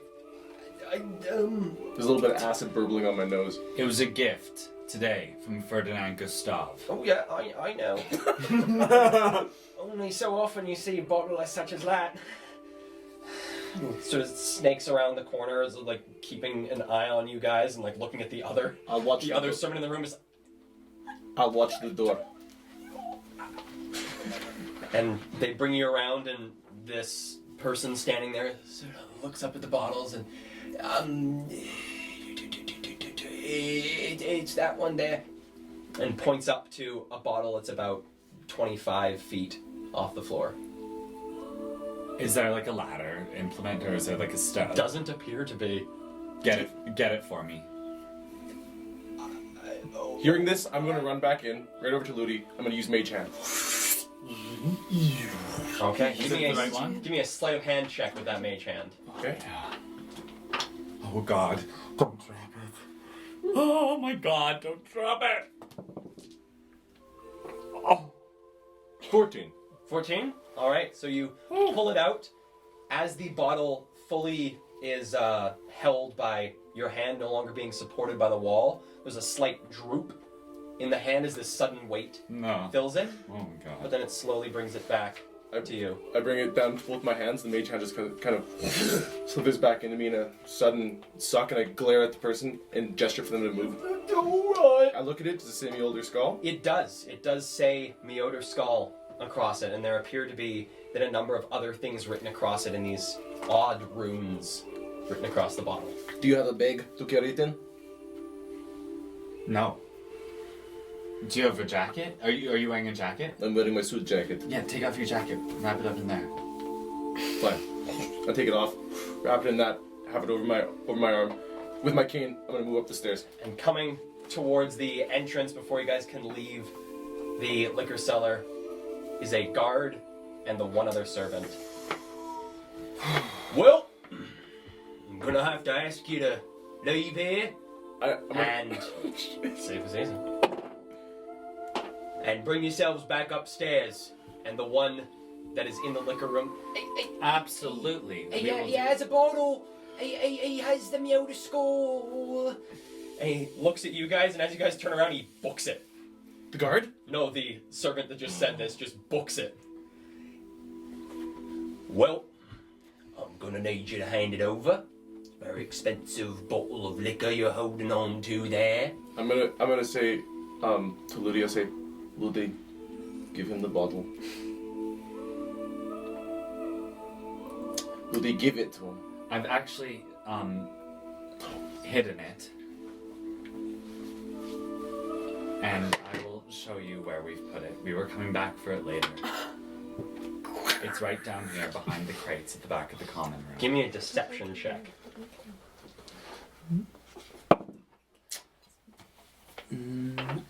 That is 12. Hang on, I gotta decide if I'm gonna be lucky. I'm not feeling lucky. 12. How is it that it's hidden behind me when yous came in here to Isn't get he- it in the first place? Sorry, he's standing You're at the top. lying to me. Sorry, Kel, he's standing at the top He's of standing the at the stairs. entrance of the room. You guys haven't left the room yet. So he's like. Oh, I here. thought we were in the stairwell. Where are we? Is it? I got a question. I thought we were in the stairwell. I see this. It's like there's two doors, right? There's like one that the arrow is being drawn, like one that's like There's the one that leads into the servants' quarters, and there's the one that leads into the common room. Oh, it looks like there's two doors here on our map. You know what I mean? It's like Oh yes, there's the two doors into. into Is the he liquor cellar. blocking the entrance to the stairs? So we're not in the stairwell right now? No, you guys are not in the stairwell. You guys are in the liquor/prep room. Yeah. And there's two entrances. There are two entrances to the room. All right. Hand it I'm over. gonna say, Rex. Oh no, I'm not gonna say that. I'm gonna. What's your name again? Vaughn something. Vlad. Vlad. You know what to do. And Give me a And I'm going to give me a flat charisma roll. a charisma roll. Yeah, What for? just to see if you say Rex. Come on, This Kel. happened with Isla. No, it's that. Oh my god. Yes. Well, he said Isla I just instead of said- saying your fake name. It's 60. I know. And I think it's just a slip up on my part. It's a Just slip up on Ludy's part. no. It's not. 15 plus what? Charisma. Mm-hmm. It's saving throw. Nope. I just same thing because I don't have 15 plus 1, right? 'Cause Yeah, I have a 16. 1. So All right, so 16. you managed to catch yourself before you say Rex. Thank God. What's your name again? Vladimir Volstock. Well, Vlad, you know what to do, You got it. and I'm going to I'm going to grab this guard on the shoulders. I'm going to kick him in the nuts. Oh, Give me a roll to hit. Yes. At the same Yes. time we are. Roll the hit. Oh my God, we haven't been in combat for so long. What do I fucking add? Fuck is Your this? unarmed strike, Oh which my is somewhere there. Oh. No, it's not in here. You could write it there. It's essentially your dex and your proficiency. Oh. It's the same as your It's dagger, done, we're done. butterfly knife. So it's the same as Where this. things Shall end. we roll? Shall I start rolling a new Okay. character now? I just Okay, need to death know what saving to add throws. to this number here. Listen, only It's actually your saving throw. It's plus six. about 2 people are fucked. Oh, okay. now. 20. 20 Not hits. natural. What do we do if they? He's fuck up? upstairs in cobbles. Give me a roll for damage. I'm wondering, could I have coordinated an attack with this? This is just going to be a better distraction. I think he's in. I was like, Give me an initiative roll. You need to get out of here with the liquor. can I just go? Yes! That's why Natural I'm 20. ready to Okay, go. so yeah, you can. Okay, okay, so I'm attacking with you. I know what I need to do next. It's not at advantage, is it? No. Okay, I think I'm just gonna I know what I need fucking to do next. I wish you- whap him with my cane. Okay. Give me a roll to hit. Yeah, I don't want to give away that I got a weapon on me. Okay, Brandon, please. Brandon? That's a 18 to hit him, the guard. 18 to hit him. That hits. So if it's just the club, is it like a D4? It's I believe it's 1d. I believe it counts as a club, so it's 1d4 plus strength. And then Yeah, I use my charisma for this. oh, 'cause it's your so 1d4 plus charisma, 7 damage. 7 damage, and Ludi. I literally can't remember how to fight. You roll D4 for damage? Okay, still? Yeah, D4 plus my dex. Yes. 7. 7 to the nuts. Okay. And then I'm going to, and I can do a second attack. Well, you Surprise you round. kick him in the nuts, and he goes oh, and then Rex bang across the face with the cane, and he goes oh no. Oh These guys are falls to the floor. Suck. I'm going we to- could kill them all. They're I'm so going to weak. look- I'm gonna look at the servants. Yeah, there's two in this I'm gonna room. look at both of them. I'm gonna say, "Are you gonna stay silent?" Give me an intimidation And then I'm check gonna- with advantage. Yes, bitch, yes. Oh, that's Yeah, cocked. Oh, I rolled 2 15s in a row plus intimidation. 16. 16. Yeah. They just sort of like slink back to the back of the room and just That's stand what there. I thought. Give me a flat charisma roll. No, I said rat. I stopped myself. I'm not rolling charisma. Rat, You want to know what? getting out of here. Someone's losing a character soon.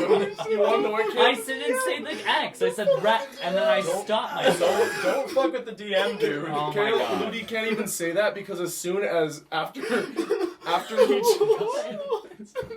he turned and said, "Are you gonna say anything?" and turns to me, as soon as he turns, I plant the biggest one on him and just hold him for about 2 seconds, pulling away. Okay. What do you I kiss the fuck out of him.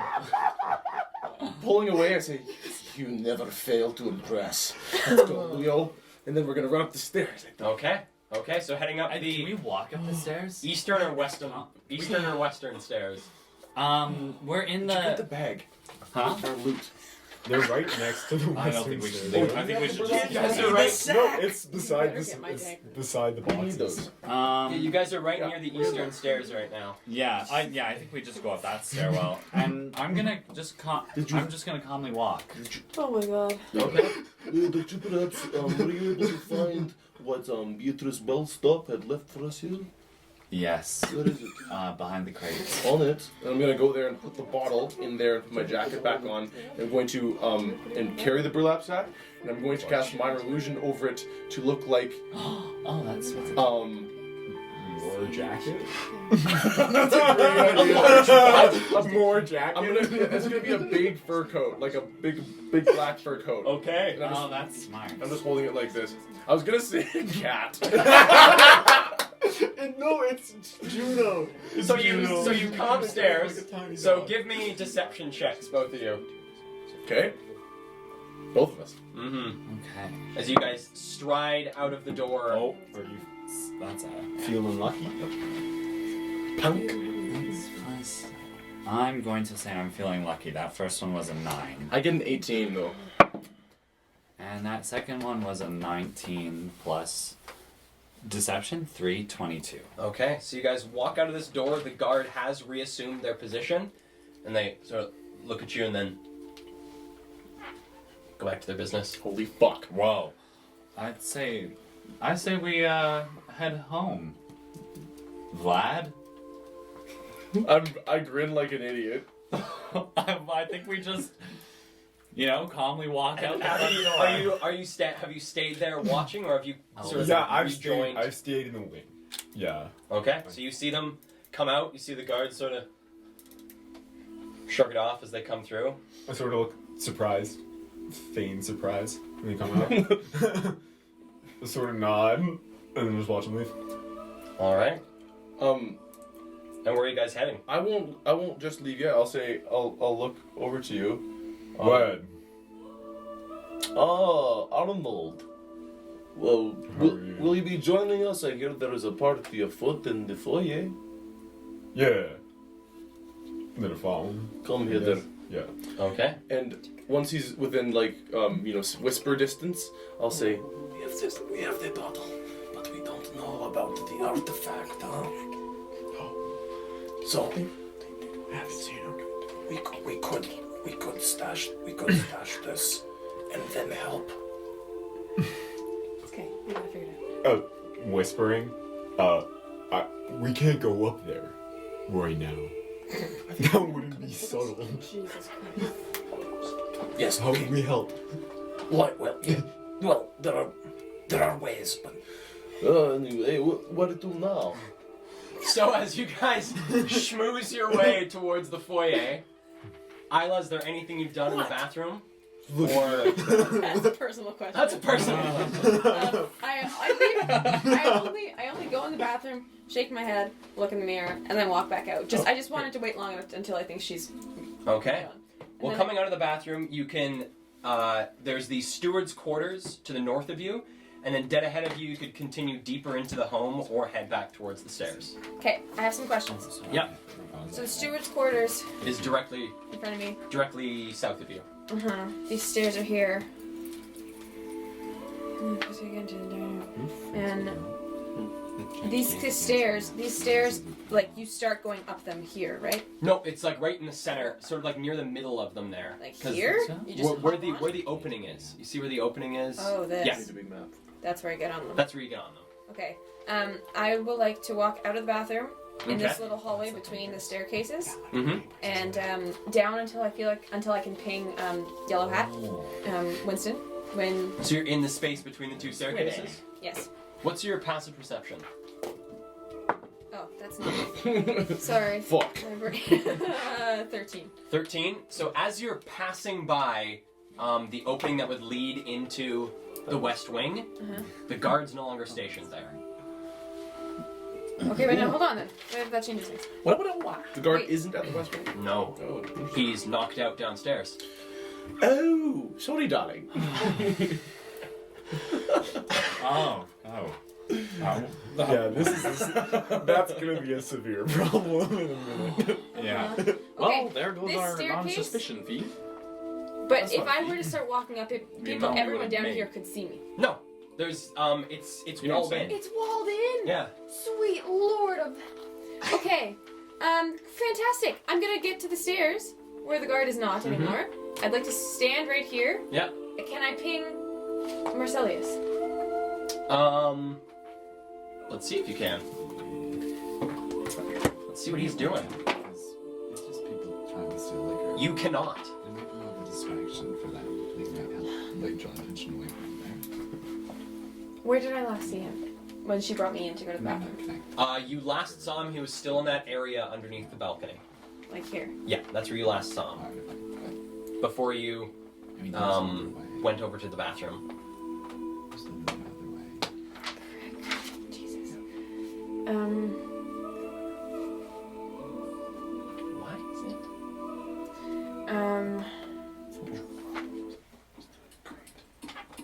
It's better. For that print. I'm doing it. I'm gonna do what I'm doing. Okay, I'm going to step around the staircase here. So I'm in front of it here. Okay. And I want to see if I can see the yellow hat. Okay. Yes, you can. Looks like he is amidst a crowd of people who are making their way into the eastern viewing room, or the eastern wing. Okay, I'm going to Marcelius' hat. shuffle myself a little and move. I want to move fast enough so that I can get within like 25 feet of him. But I don't want to go up to him. Okay. And when I get within 25 feet of him, I'm gonna speak in his head and say, ask Millicent where her uncle is. Okay. Jade, upstairs. You've just found this keypad. Is there a handle or a door, or is it literally just a little brass keypad? Just a little brass keypad. I'm gonna give the wood a little knock. Okay. Does it feel hollow? Giving it a knock. Give me a. Oh, geez, what would that be? Give me a survival check. I reroll natural ones. Jeez. Boom! Working for What'd you say? Survival. Motherfucking 17. 17. Knocking on the wood. It doesn't feel hollow. It feels incredibly dense. It feels denser than it should be. So does it? It feels like there's more behind. Feels it. like there's more It's not behind just it. like a thin little. Not just a thin little thing. It feels pretty dense.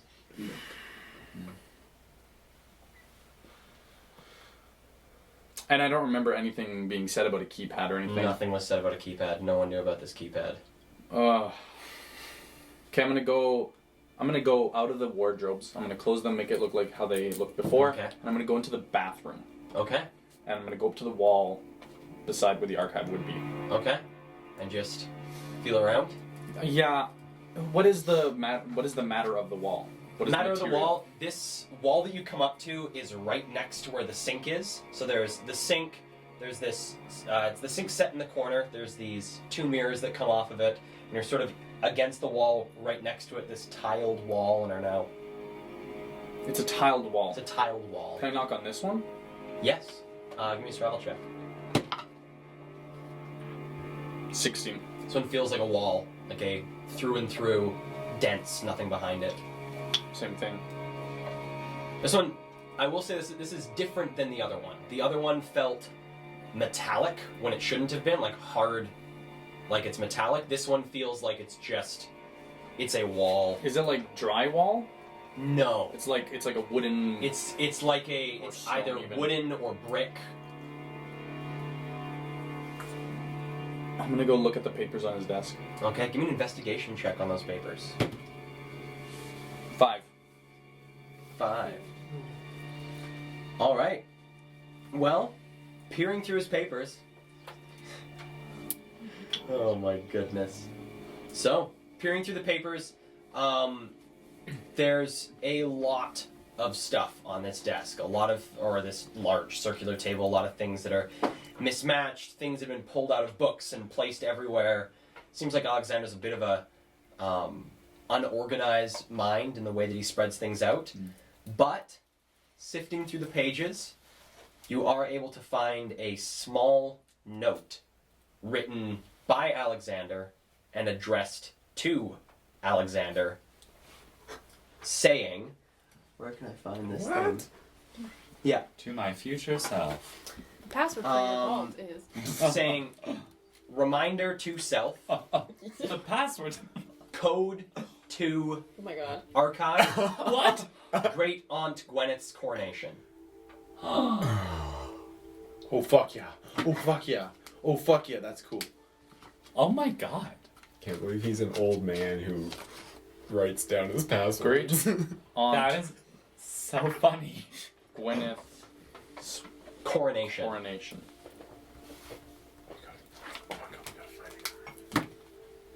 We gotta find it. Do I remember seeing anything of other people's like coronations on paintings or anything like that, or like on the walls? Do I remember seeing those when I was passing by? Remember there being paintings in the viewing room? In his viewing room. In his viewing room. I'll go Oh into my the viewing room. gosh. Okay. That would be like saying, remember, the password is your house address. Give me an investigation check. 10. All right.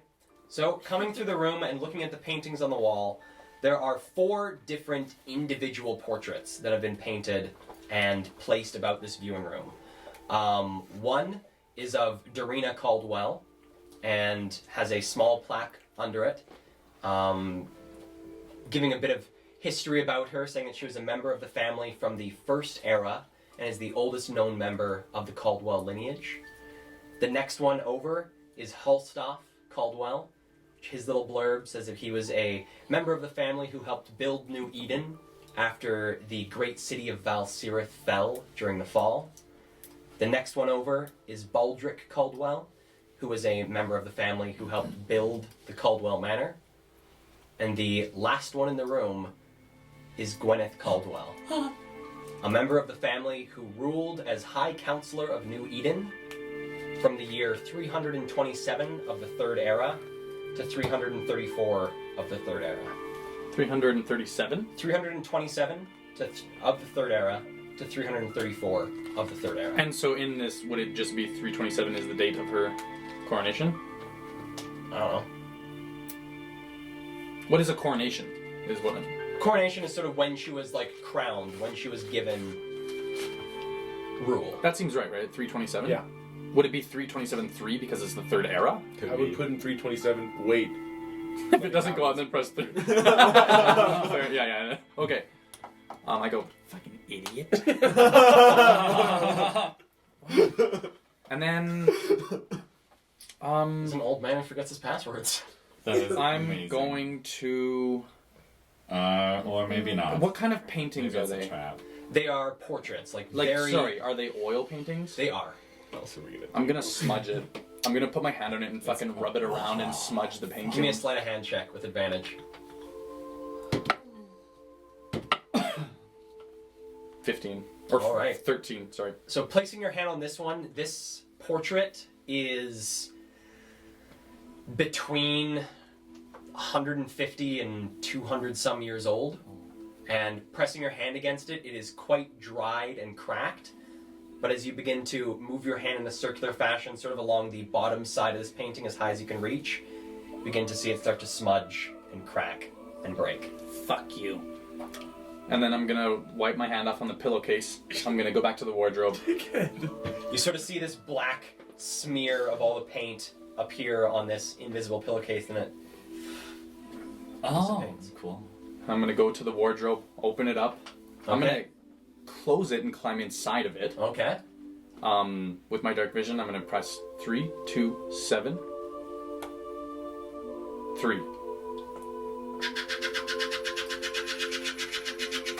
And you hear a series of clicking, and the back panel pushes in and sucks up into the ceiling. Suck it! In front of you, you can see a small, about 8x8 metal room. Do you enter the room? Coming into the room, on the wall facing towards where this panel is, there are 2 buttons. One that says up, and one that says down.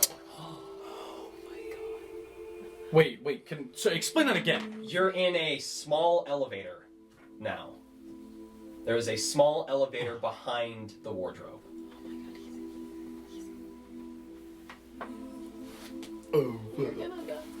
I'm gonna press up or down.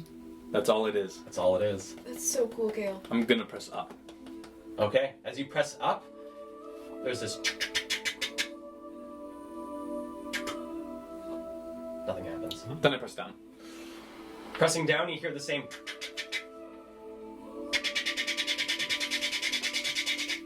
And you see the panel in front of you lowers and slides into the wall. A small incandescent, with your dark vision, you're able to still see things. Then a small incandescent light above you lights up, giving the elevator a little bit of light.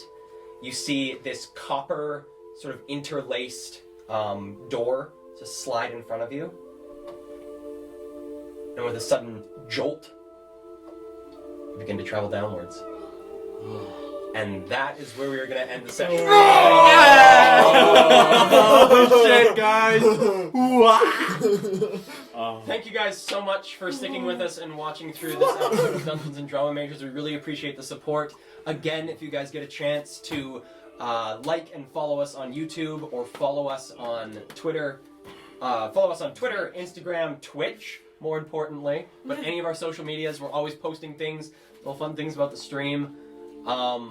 We will end tonight's session with our lovely Sheldon with his quotes. Okay, so I have some quotes. The first one is, "Shut up, William." That was one of the refused guests at the beginning. I put my own quote in here because I thought it was really funny. I am one of the founders of the Calvin Kren undergarment company. I felt like that one was good. And then this whole scene was amazing, but I'm just doing the end quote. I accept the marriage. What the fuck was that? This is Abby trying to convince the cooks downstairs. Things are getting rambunctious. Such a good line. Give me the sack. That's such a good line. Who said that? That was you. You said that.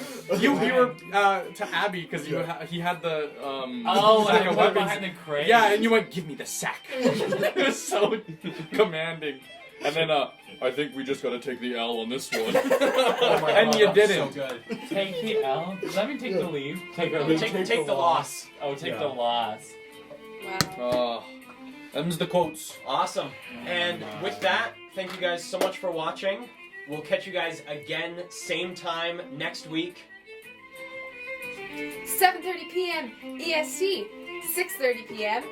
PST, 7:30 p.m. Mountain Time, 6:30 p.m. Pacific Standard Time, 9:30 p.m. Eastern Standard Time, 10 o'clock at night if you're in Newfoundland. Thank you guys for watching. And with that, we'll see you guys next week. See y'all!